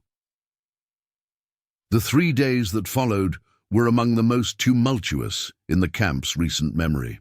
As predicted, Running Elk had announced the tribe would comply with the government's directive. They would travel to the Wind River Reservation before the deadline. The decision, though practical, had been met with mixed reactions. Older members of the tribe generally supported the chief's wisdom, while many of the younger warriors muttered their discontent, their pride chafing at the prospect of confinement. Through it all, Sarah found herself unusually quiet, observing the shifting dynamics of the tribe as she contemplated her own choice. Thunderhawk had made no attempt to speak with her privately since his proposal, giving her the space she had requested. She would catch him watching her sometimes across the central fire, his expression unreadable to others, but speaking volumes to her. On the morning of the 3rd day, Sarah rose before dawn and slipped from the tepee she shared with Morning Star. The old woman had been sleeping poorly, troubled by rheumatism that the damp spring weather had aggravated. Sarah had left a specially prepared tea beside her sleeping pallet, knowing it would ease the pain when Morning Star awoke. The camp was still and silent as Sarah made her way to the eastern edge of the clearing. She climbed a small rise that overlooked the valley, settling on a flat rock to watch the sunrise. It was a ritual she had begun during her first months with the tribe, a time for reflection, for connecting with the natural world in a way she had never experienced in her former life. As the first golden rays of sunlight spilled over the distant ridge, Sarah closed her eyes, feeling the warmth on her face. Her mind drifted back to the cabin she had once called home, to Thomas and the life they had built together. She no longer felt the sharp pain that such memories had once brought, only a gentle melancholy, like the fading echo of a song heard long ago. "I think you would understand," she whispered, her fingers touching the locket she still wore, now adorned with beads and hanging alongside Arapaho medicine bundles. "You always said I was meant for something more than just being a settler's wife." The irony wasn't lost on her, that in losing everything, she had found a purpose greater than she could have imagined. As a healer among the Arapaho, she had saved lives that would have been lost without her knowledge. She had learned wisdom from Stone Bear and Morning Star that no medical school in the white world would have taught her. And she had found Thunder. Hawk. The thought of him brought a warmth to her chest that had nothing to do with the rising sun. What had begun as wary cooperation had deepened into respect, friendship, and now something more profound. She admired his integrity, his unwavering commitment to his people, the gentleness that belied his warrior's strength. In his eyes, she had never been a curiosity or an outsider, only a woman with her own gifts and struggles. Red Willow Woman. The voice startled her from her reverie. She turned to find Stone Bear standing a few paces away, his weathered face solemn in the early light. The medicine man rarely sought her out directly, usually sending a messenger when he needed her assistance. "Stone Bear," she acknowledged, rising to her feet. "Is someone ill?" He shook his head, approaching to stand beside her on the ledge. For a moment, he simply gazed out at the valley below, the encampment just beginning to stir with morning activity. "I have come to speak of your path," he said finally. "The spirits have shown me things concerning you." Sarah felt a prickle of apprehension. Among the Arapaho, such statements were never made lightly. "What things?" Stone Bear reached into a pouch at his waist and withdrew a small object wrapped in soft deerskin. He unfolded it carefully to reveal a polished stone of deep green, veined with threads of gold that caught the sunlight. "Last night, as I prayed for guidance for our people, this stone grew warm in my medicine bundle. It has done this only once. Before, on the night Thunderhawk found you in the forest." The old man's eyes, sharp despite his years, studied her face. "The stone speaks of choices, of paths that divide and rejoin." Sarah waited, knowing there was more. "You stand between worlds, Red Willow Woman, not just between white and Arapaho, but between past and future." Stone Bear placed the stone in her palm, closing her fingers over it. "The path Thunderhawk offers is not an easy one. There will be hardship, danger, loss. But there will also be a purpose." Sarah stared at him, startled. "How did you know about Thunderhawk's proposal?" A hint of amusement crossed Stone Bear's face. "I am old, not blind. Besides, he sought my counsel before speaking to you. It is our way. Of course, in Arapaho culture, important decisions were rarely made without consulting those whose wisdom was respected. That Thunderhawk had sought Stone Bear's approval before proposing touched her deeply." "What did you tell him?" she asked. "That the spirits had already joined your paths long before either of you realized it." Stone Bear gestured toward the valley. "Look there.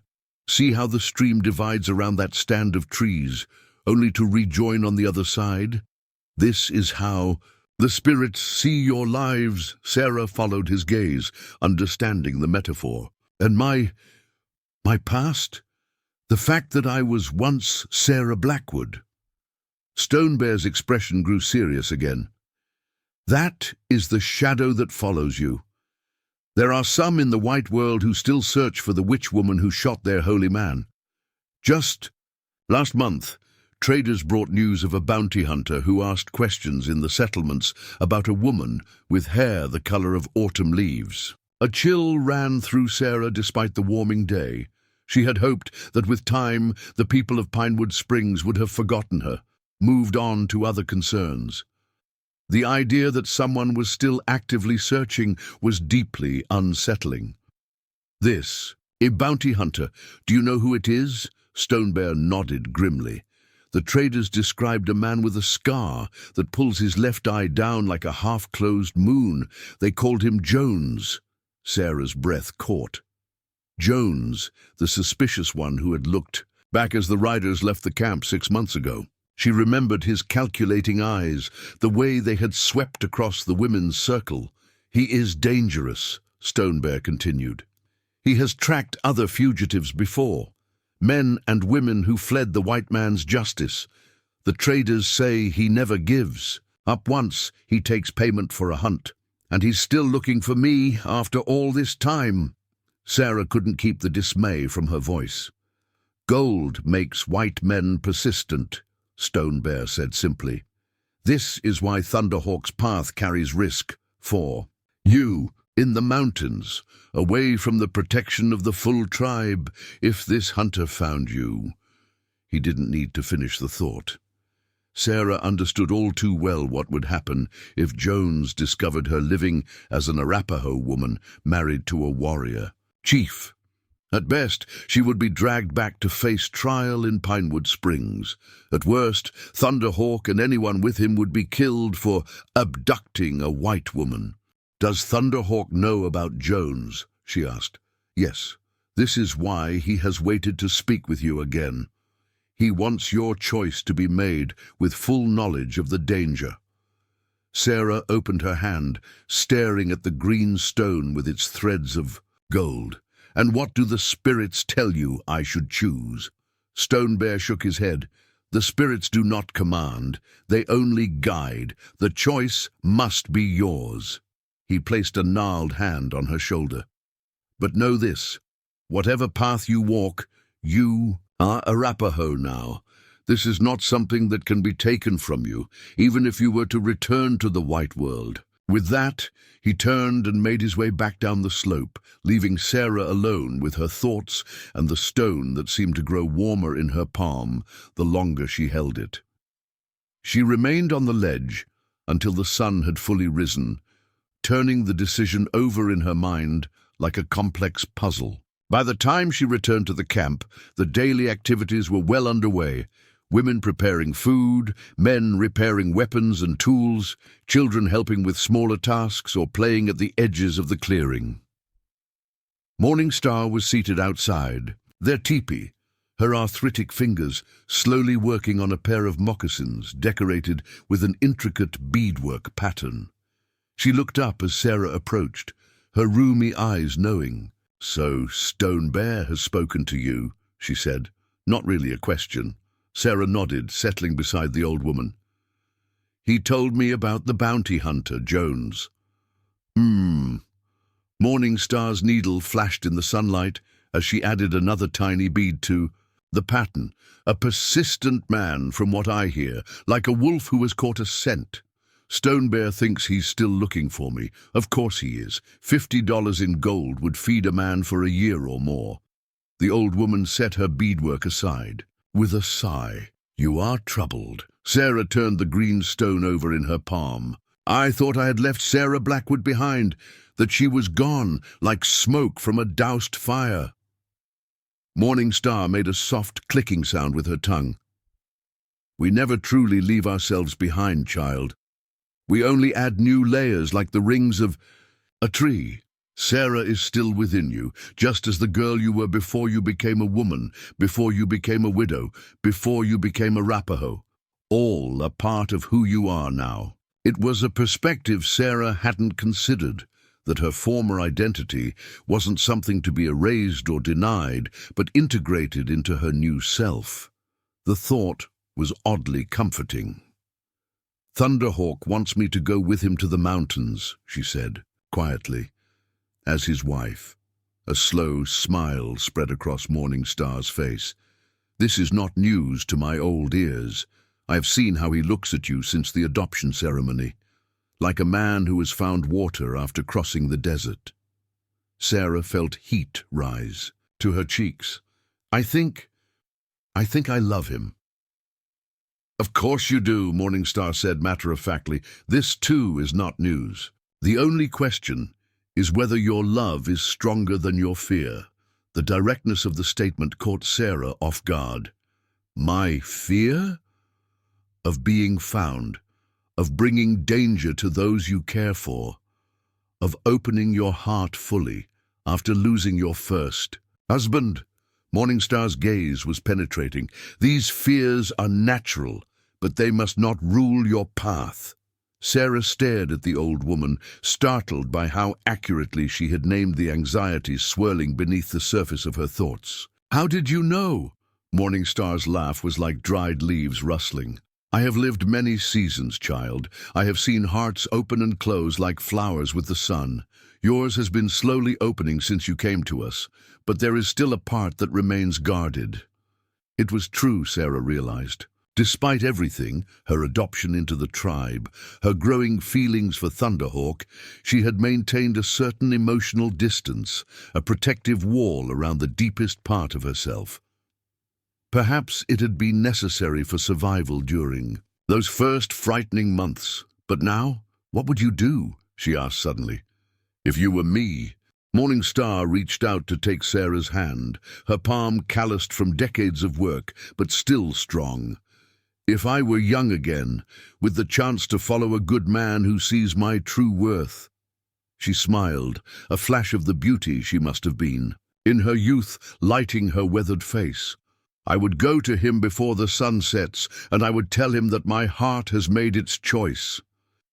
Sarah squeezed the old woman's hand, feeling a sudden rush of affection for this tough, wise elder who had been her first true friend among the Arapaho. "Will you come with us? To the mountains?" Morning Star shook her head. "My path lies with the larger tribe, at least for now.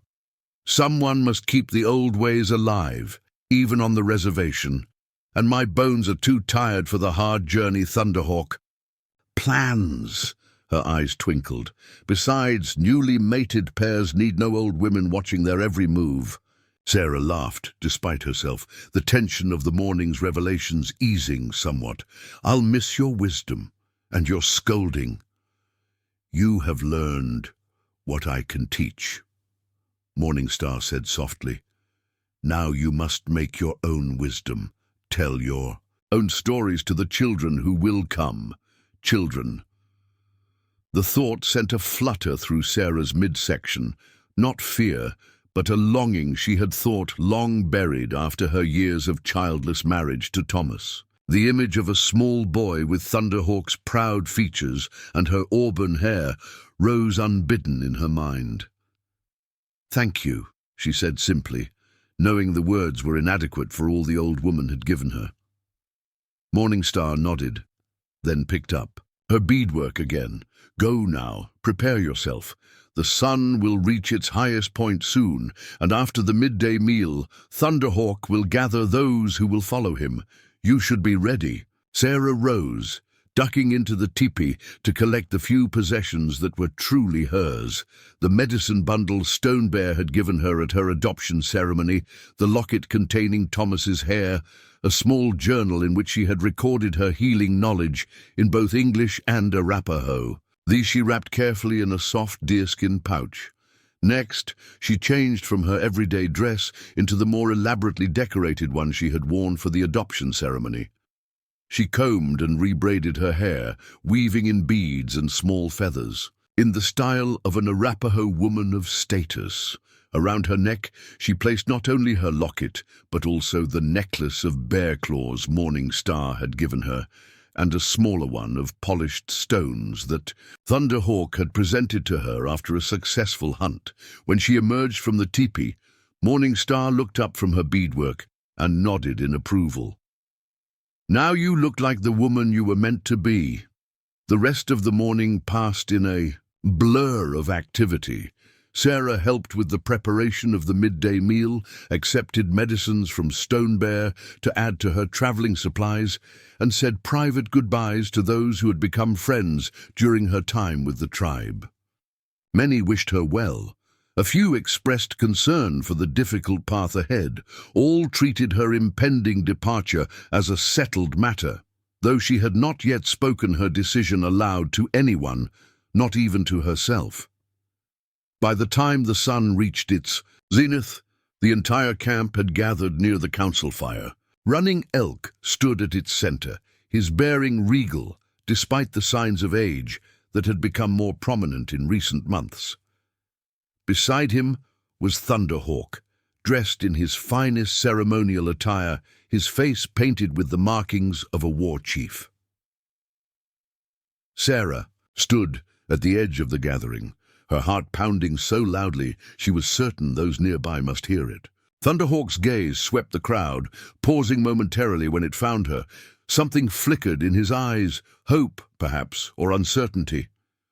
Running Elk raised his hands for silence, then spoke in the formal cadence used for important tribal announcements. "My people, the time has come to divide our paths, though not our hearts. As your chief, I will lead those who choose to follow to the reservation at Wind River, as the white government demands. There, we will preserve our ways as best we can, until a better time comes." He turned to Thunderhawk, placing a hand on his son's shoulder. "My son, Thunderhawk, will lead those who choose a different path to the high country, where they will live free for as long as the spirits allow. This is not defiance of my authority, but an agreement between us to protect our people in different ways." Thunderhawk stepped forward.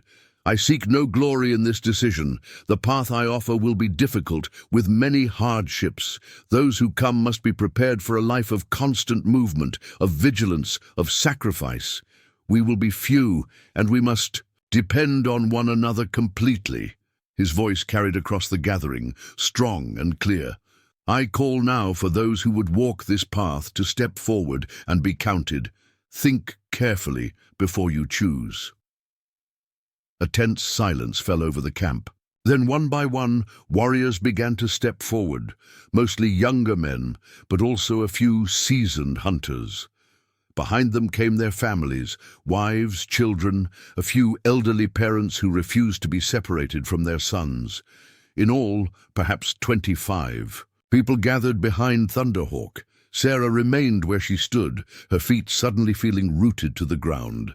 The moment of decision had arrived, and despite all her contemplation, all the conversations with Stone Bear and Morning Star, she found herself paralyzed by the finality of the choice before her.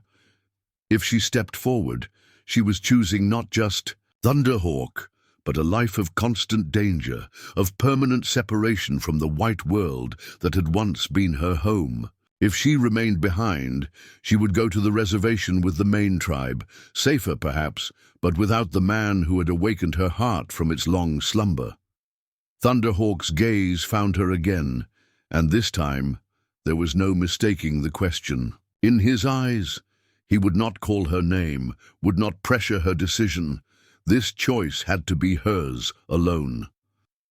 Sarah took a deep breath, feeling the weight of every gaze upon her.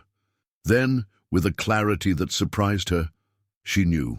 The green stone Bear had given her seemed to pulse with warmth against her skin, where she had tucked it into her dress. With steady steps, she moved through the crowd, which parted before her like water around a stone. She walked directly to Thunderhawk's side and turned to face the tribe, her head held high. "I am Red Willow Woman," she said in clear Arapaho, her voice carrying across the suddenly silent gathering. "Daughter of Running Elk, healer of the people, I choose this path and this man with a full heart and open eyes." Thunderhawk's expression remained stoic, but his hand found hers, their fingers intertwining in a grip that spoke volumes. Running Elk nodded once, solemnly, acknowledging her choice. Stone Bear, standing near the chief, raised his medicine staff in silent blessing. And Morning Star, watching from her place near the teepee they had shared, smiled with quiet satisfaction, as if witnessing the fulfillment of a long-anticipated prophecy. In that moment, with the sun at its highest point and her path finally clear, before her, Sarah felt the last remnants of her old identity fall away. Not erased or denied, as Morning Star had wisely noted, but fully integrated into the woman she had become. Red Willow Woman, healer, daughter of Running Elk, and soon, wife of Thunderhawk, future chief of the free Arapaho. Whatever dangers lay ahead, whether from nature's harshness, the government's soldiers, or a relentless bounty hunter with a scarred face, she would face them at Thunderhawk's side, with the strength and wisdom of both her worlds to guide them. 3 months into their life in the mountains, Thunderhawk's band had found a precarious balance between freedom and survival.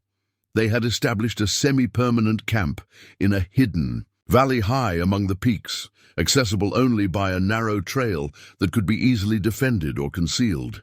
Hunting was sparse but sufficient, supplemented by gathered plants, roots, and the occasional foray to lower elevations to fish in mountain streams. Sarah's days were filled with purpose. As the band's healer, she tended to injuries, created preventative medicines, and taught the younger women which plants held medicinal properties. As Thunderhawk's wife, she participated in leadership decisions, offering perspectives that combined her Arapaho wisdom with her knowledge of white society. The dual identity she had once feared had become her greatest strength. On this particular morning, she crouched by a small seep spring near the edge of their camp, carefully harvesting watercress that grew in the constantly moist soil. The tender green plants made a welcome addition to their diet, providing nutrients that were sometimes scarce at high elevation. Red Willow Woman. Sarah looked up to see Swift Deer, one of their scouts, approaching rapidly from the valley's narrow entrance. His expression sent a prickle of alarm down her spine. "What is it?" she asked, rising to her feet. "Thunderhawk sends for you. Strangers approach from the eastern trail." Sarah's heart quickened. In 3 months, they had encountered no one in these remote heights. "Soldiers?" Swift Deer shook his head. 3 men only. Not dressed as soldiers, one appears injured. Relief mingled with continued wariness as Sarah gathered her harvesting basket. "Where is Thunderhawk now?" "Watching from the high ridge with Black Wolf. He asks that you bring your healing supplies but remain out of sight until he signals that it is safe." Sarah nodded, hurrying to their lodge. She quickly assembled her medicine bundle, selecting remedies for common injuries: wound poultices, fever bark, pain-relieving, tinctures. Her fingers brushed against the knife Thunderhawk had given her, designed to be concealed in the folds of her dress. After a moment's hesitation, she tucked it into her belt beneath her outer garment. By the time she reached the high ridge overlooking the eastern approach, Thunderhawk and Black Wolf were crouched behind a natural barricade of boulders. Her husband acknowledged her arrival with a slight nod, then gestured for her to remain low as she joined them. "There," he said quietly, pointing to the trail below. 3 figures were making their way slowly up the narrow path. 2 men supported a third between them, whose head lolled forward as if semi-conscious. Even from this distance, Sarah could see that their clothing was ragged, their movements weary. "White men?" she asked, though she could already see that they were. Thunderhawk nodded grimly. "Prospectors, from the look of their equipment. The injured one seems badly hurt." Sarah studied the approaching men carefully. "What will you do?" "We should send them away," Black Wolf said immediately, "or silence them.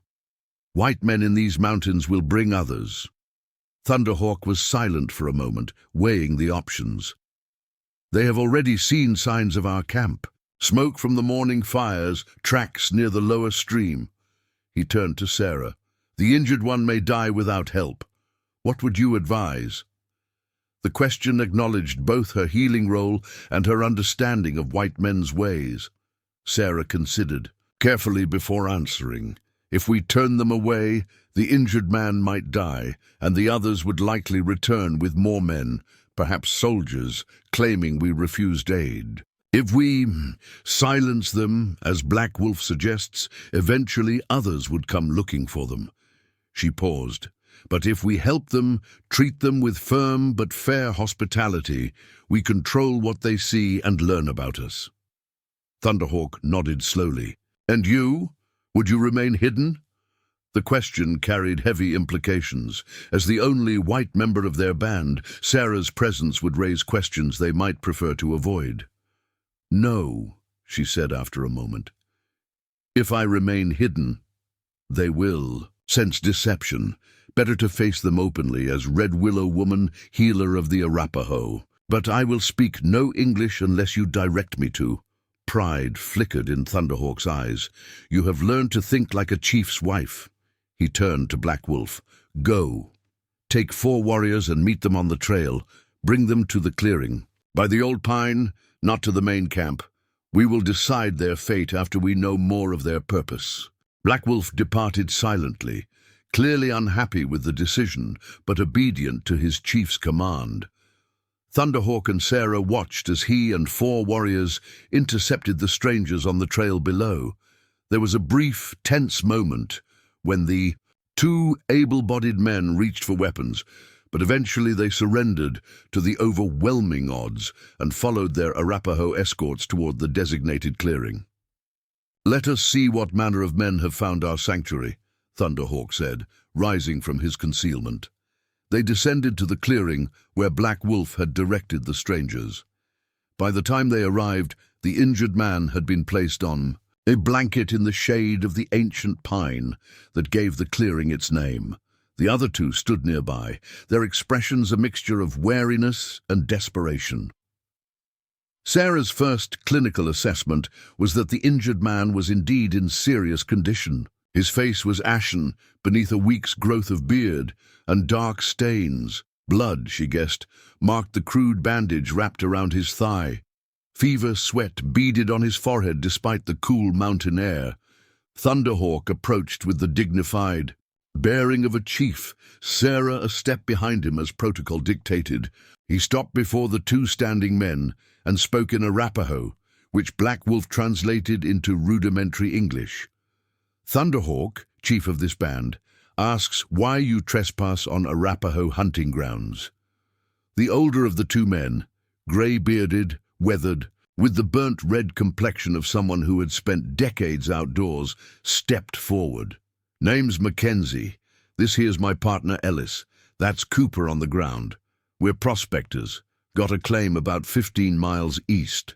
Cooper took a fall. 3 days back, gashed his leg on a rock. Wounds gone bad. We were trying to get to Fort Collins when we saw smoke from your camp. He swallowed hard. We need help, or Cooper's not going to make it. Black Wolf translated for Thunderhawk, who listened impassively. When the translation was complete, the chief turned to Sarah and spoke in Arapaho. Examine the injured one. Tell me if his condition is as dire as they claim. Sarah moved forward, aware of the prospector's surprised looks as she approached. She knelt beside the injured man, Cooper, and carefully unwrapped the crude bandage from his thigh. The wound beneath was angry and inflamed, with telltale red. Streaks extending upward from the gash. Blood poisoning had already set in. She examined his pulse, his pupils, the color of his skin. Cooper moaned, but didn't fully regain consciousness during her examination. She rose and returned to Thunder. Hawk sighed, speaking in fluent Arapaho. The wound is severely infected. Without treatment, he will die within 2 days. Even with my medicines, his survival is uncertain. Thunderhawk considered this information, then addressed the prospectors again through Black Wolf. My wife says, your friend is gravely ill.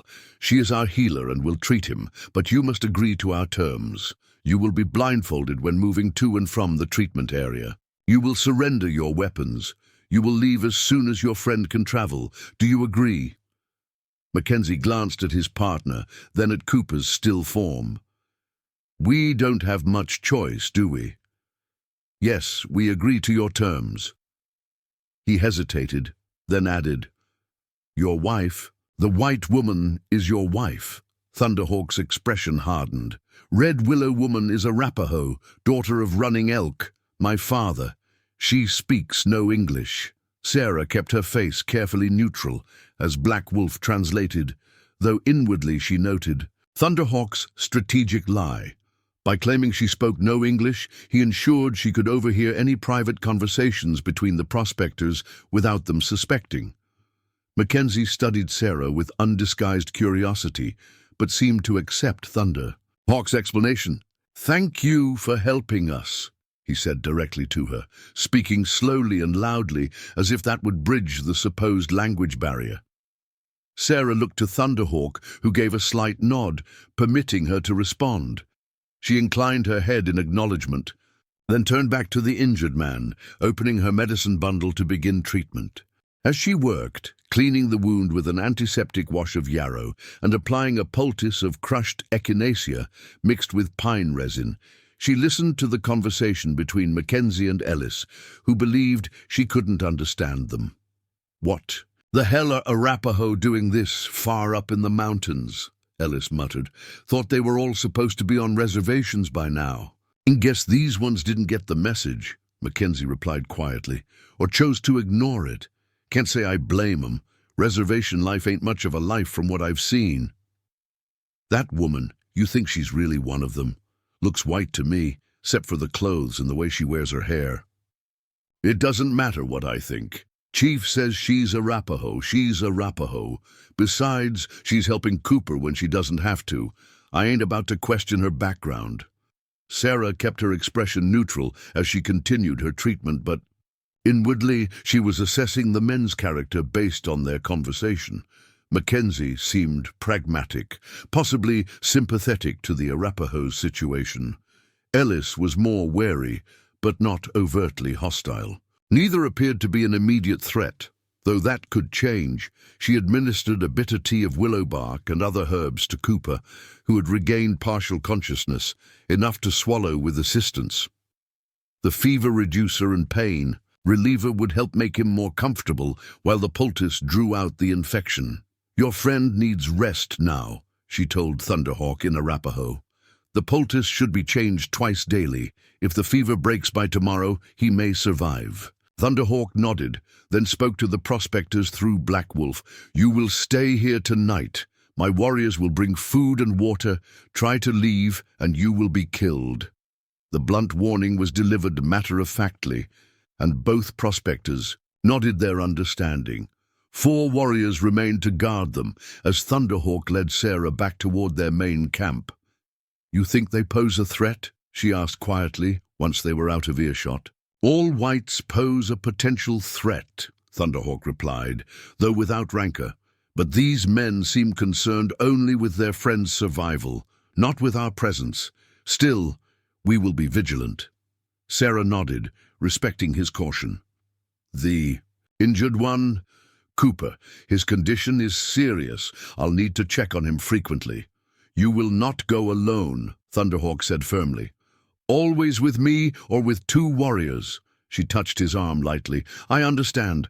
I won't take unnecessary risks." That evening, as they sat beside the small fire in their lodge, Thunderhawk was unusually contemplative. Sarah waited patiently, knowing he would speak when ready. "Today, when Black Wolf translated my words about you," he said finally, "I saw recognition in the older white man's eyes.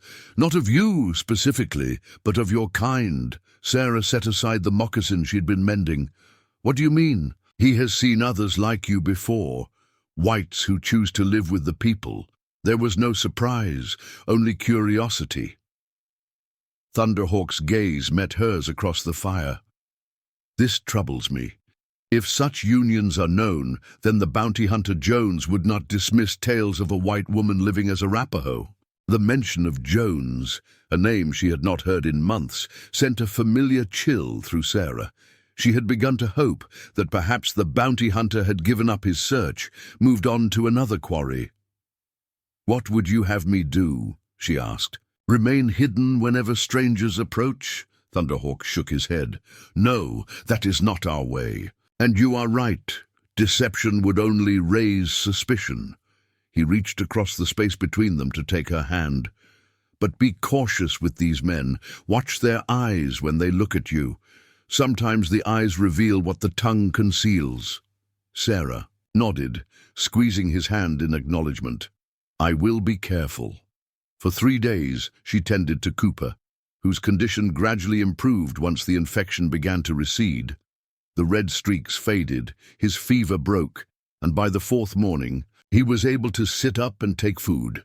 Throughout this time, Sarah observed the prospectors carefully. Mackenzie remained respectful, seemingly grateful for the care his friend was receiving.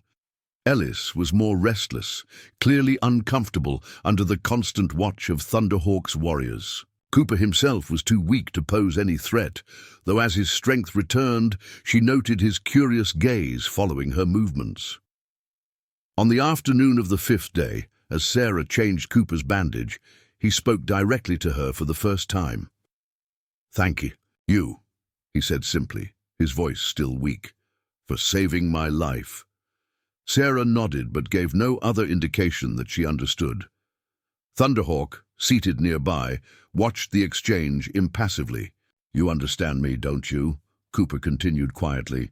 "You might be Arapaho now, but you weren't born to it." Sarah felt Thunderhawk tense beside her, though his expression remained unchanged. She finished securing the fresh bandage, then rose smoothly to her feet, gathering her supplies without responding. Cooper wasn't deterred. "I don't mean no harm by it. Just wanted to say I understand. Sometimes life takes unexpected turns." He glanced at Thunderhawk, then back to Sarah. "Your secret's safe with me. I owe you that much at least." Sarah maintained her composure, turning to Thunderhawk and speaking in Arapaho. "He suspects." but I don't think his intentions are malicious. He feels indebted. Thunderhawk considered this, then nodded slightly. We will watch him more closely. Tomorrow, if his strength allows, they leave. That evening, as they prepared the prospectors for departure the following morning, Mackenzie approached Thunderhawk, with Black Wolf translating. "We're grateful for your help," the older man said. "Cooper wouldn't have made it without your wife's medicine. We won't forget it." Thunderhawk acknowledged this with a dignified nod. "When you leave tomorrow, you will be blindfolded until you reach the Eastern Trail. Speak of us to no one. If soldiers or other whites come looking for us because of your loose tongues, we will find you." Mackenzie nodded soberly. "Understood. We came up here for solitude ourselves, got no interest in bringing the government or anyone else into these mountains." As Black Wolf translated, Sarah noticed Cooper watching her with an unreadable expression. When their eyes met briefly, he gave her the slightest of nods, acknowledgement perhaps, or reassurance of his earlier promise. The prospectors departed. At dawn the next day, Cooper supported between his companions, but able to bear some weight on his injured leg. Warriors escorted them to the Eastern Trail, ensuring they were well away from the hidden valley before removing their blindfolds. Life in the camp returned to its normal rhythm, though Thunderhawk doubled the watches and sent scouts to ensure the prospectors had truly left the area. 2 weeks passed without incident, and gradually the heightened vigilance relaxed. Sarah was harvesting berries with 2 other women when Swift Deer appeared once again, this time with unmistakable urgency. In his bearing, "Red Willow woman," he called. "Thunderhawk summons you immediately." Sarah's heart sank as she abandoned her gathering basket and followed the scout back to camp. Thunderhawk waited at their lodge, his expression grave. "What is it?" she asked. As she reached him, "A rider approaches from the east," he said quietly. "One man moving with purpose. Black Wolf reports he carries a long rifle and wears a hat that shadows his face. But when he looked up toward the sun..." Thunderhawk's voice tightened. "His left eye is pulled down by a scar like a half-closed moon." Jones, the bounty hunter, had found them at last. "It could be coincidence," Sarah whispered, though she didn't believe it herself. Thunderhawk shook his head. 3 days after the prospectors leave, a bounty hunter with Jones's exact description appears? No. Cooper or one of the others must have recognized you and spoken of it. Sarah's mind raced. What will we do? We have prepared for this possibility. Thunderhawk's voice was steady, his eyes determined. The women and children will retreat to the hidden cave behind the waterfall. The warriors will deal with Jones. "And me?" Thunderhawk cupped her face in his hands. "You go with the others. If Jones has found us, he may have told others. We cannot risk your capture." Sarah placed her hands over his. "No. If he's here for me, I should be the one to face him." "Red Willow woman, listen to me," she interrupted, her voice low but firm. "Jones wants Sarah Blackwood, the witch who shot Reverend Miller. But that woman no longer exists. I am Red Willow woman, your wife, daughter of Running Elk. Let me prove that to him." Thunderhawk studied her face, recognizing the determination in her eyes, the same determination that had led her to stand before the tribe and choose him, choose this life. "What do you propose?" "Let me speak with him. Alone." Thunderhawk's expression hardened. "Impossible. He is dangerous." "Not completely alone," Sarah amended. "Your warriors can surround us, hidden, with arrows ready. But let him see only me at first. And then? And then we learn what he truly wants. If it's merely the bounty, perhaps we can offer him something else of value, if he cannot be reasoned with." She left the thought unfinished. Thunderhawk was silent for a long moment, weighing her words against his instinct to protect her at all costs. Finally he nodded. "We will try your way, but at the first sign of danger, my warriors will kill him." Preparations were made quickly. The children and most of the women retreated to the hidden cave, carrying essential supplies in case a longer evacuation became necessary. Warriors took positions in the rocks and trees surrounding a small clearing where Sarah would meet the bounty hunter. Sarah herself changed into the dress she had worn for her adoption ceremony, the formal attire of a chief's daughter and wife. Around her neck, she wore Running Elk's leadership pendant prominently, alongside her medicine bundles. Her auburn hair was elaborately braided in the Arapaho style, with beads and feathers marking her status. The only concession to possible danger was the knife concealed in the folds of her dress. Thunderhawk applied the traditional markings of his family to her face himself, his fingers gentle as they traced the patterns with red ochre. "Remember," he said as he finished, "you are Red Willow Woman. Whatever name he calls you, whatever past he claims for you, you are my wife and a daughter of Arapaho." Sarah nodded, drawing strength from his certainty. "I remember." A scout appeared at the lodge entrance. "He approaches the lower trail." Thunderhawk kissed her once, briefly but fiercely, then slipped away to take his position overseeing the warriors. Sarah waited until she received the signal, then walked with deliberate dignity to the clearing. She stood at its center, erect and proud, as Jones rode into view on a trail-worn horse. He reined in at the edge of the clearing, obvious, surprise registering on his face as he saw her waiting. The scar that pulled down his left eye was exactly as described, a crescent moon of puckered flesh that gave him a perpetually suspicious expression. For a long moment, they simply regarded one another. Then Jones dismounted slowly, keeping his rifle in hand but not raised. "Sarah Blackwood," he called, his voice rough from trail dust. "Been looking for you a long time." Sarah said nothing, merely maintained her steady gaze. Jones stepped closer, studying her appearance. "Dressed up all Indian, but I'd recognize that hair anywhere. $50 in gold says you're Sarah Blackwood, wanted for shooting Reverend Miller and practicing witchcraft in Pinewood Springs." When Sarah finally spoke, it was in Arapaho, a formal greeting that revealed nothing of her understanding. Jones frowned. "Don't play games with me, woman. Cooper said you understood English just fine, even if you pretended not to." So it had been Cooper who betrayed them. Sarah filed that information away, still maintaining her Arapaho persona. Jones sighed in exasperation. "Look, I didn't ride all this way for nothing. There's still a price on your head back in Pinewood Springs.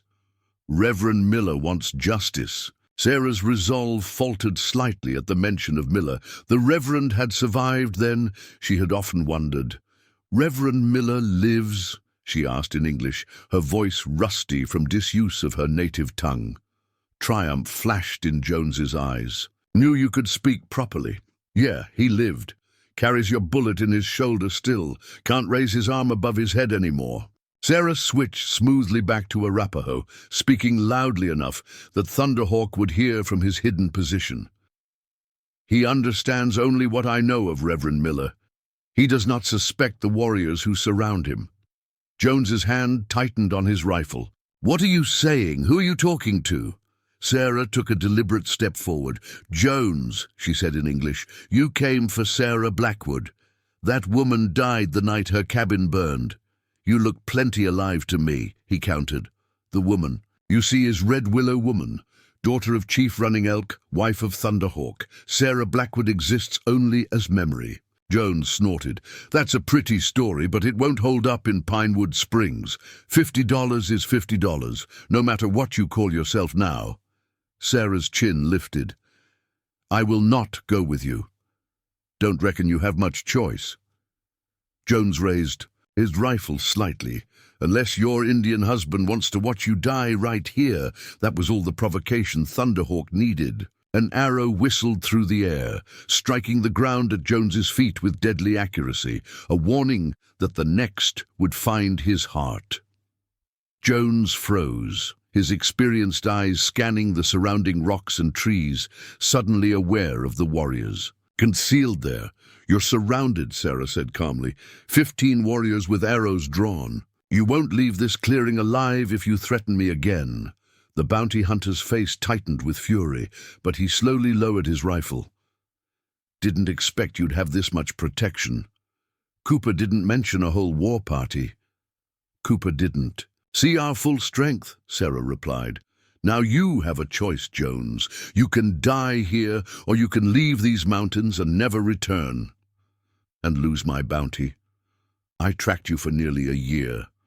The bounty is for Sarah Blackwood. As I said, she is dead." Sarah reached into a pouch at her waist and withdrew a small leather bag, which she tossed at Jones's feet. "But Red Willow Woman can offer compensation for your wasted journey." Jones picked up the bag cautiously and looked inside. His eyes widened at the sight of several gold nuggets, part of a cache Thunderhawk's people had discovered during their first month in the mountains and kept hidden for emergencies. "There's more than $50 there," Sarah continued. "Take it and go. Tell whoever sent you that you found only a grave." Jones weighed the bag in his hand, clearly calculating the value against the risk. "And if I don't?" In answer, thunder. Hawk emerged from his hiding place, bow drawn, an arrow aimed at Jones's heart. One by one, warriors appeared on all sides, each with a weapon trained on the bounty hunter. Jones swallowed hard, outnumbered and outmaneuvered. "Seems I don't have much choice." "There is always a choice," Thunderhawk said, his English perfect. "Despite his earlier pretense, choose life and gold, or choose to die for a witch who no longer exists." The bounty hunter slowly secured the bag of gold to his belt. "I choose life, but others might come looking." "They will find nothing," Thunderhawk assured him.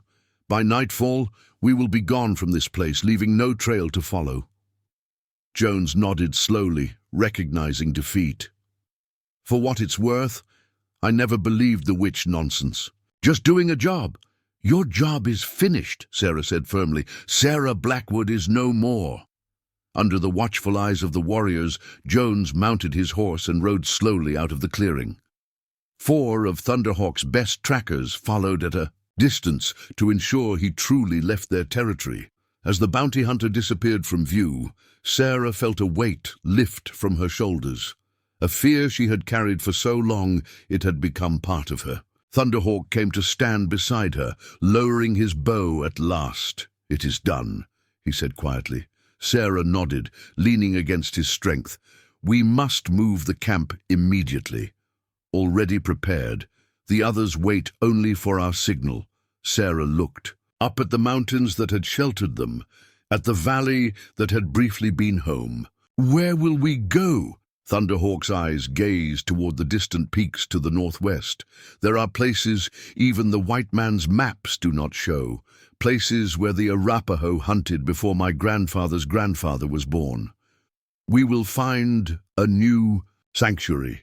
By nightfall, as promised, the camp was empty, the fire pits covered, all traces of their presence carefully erased. Thunderhawk's band moved like shadows through the mountain passes, guided by ancient knowledge passed down through generations. Sarah walked beside her husband, the pendant of leadership warm against her skin. Behind them lay the past, both her life as Sarah Blackwood and the threat that Jones had represented. Ahead lay uncertainty but also freedom, as they created a ridge and looked down into a new valley, untouched and pristine in the moonlight. Thunderhawk took her hand. "Home," he said simply. Sarah squeezed his hand in response, a smile touching her lips. "Home," she agreed. Not the cabin she had shared with Thomas, nor the teepee she had shared with Morning Star, but something new, a place where both her past and present could coexist in harmony, where Red Willow Woman, once Sarah Blackwood, could continue to heal, to love, to build a future with the man who had seen her true worth when others saw only a witch to be burned. The young widow accused of witchcraft had found her place at last, not through fire or fear, but through the unexpected kinship of an Arapaho chief and the love of his son. Up next, you've got 2 more standout stories right on your screen. If this one hits the mark, you won't want to pass these up. Just click and check them out. And don't forget to subscribe and turn on the notification bell so you don't miss any upload from us.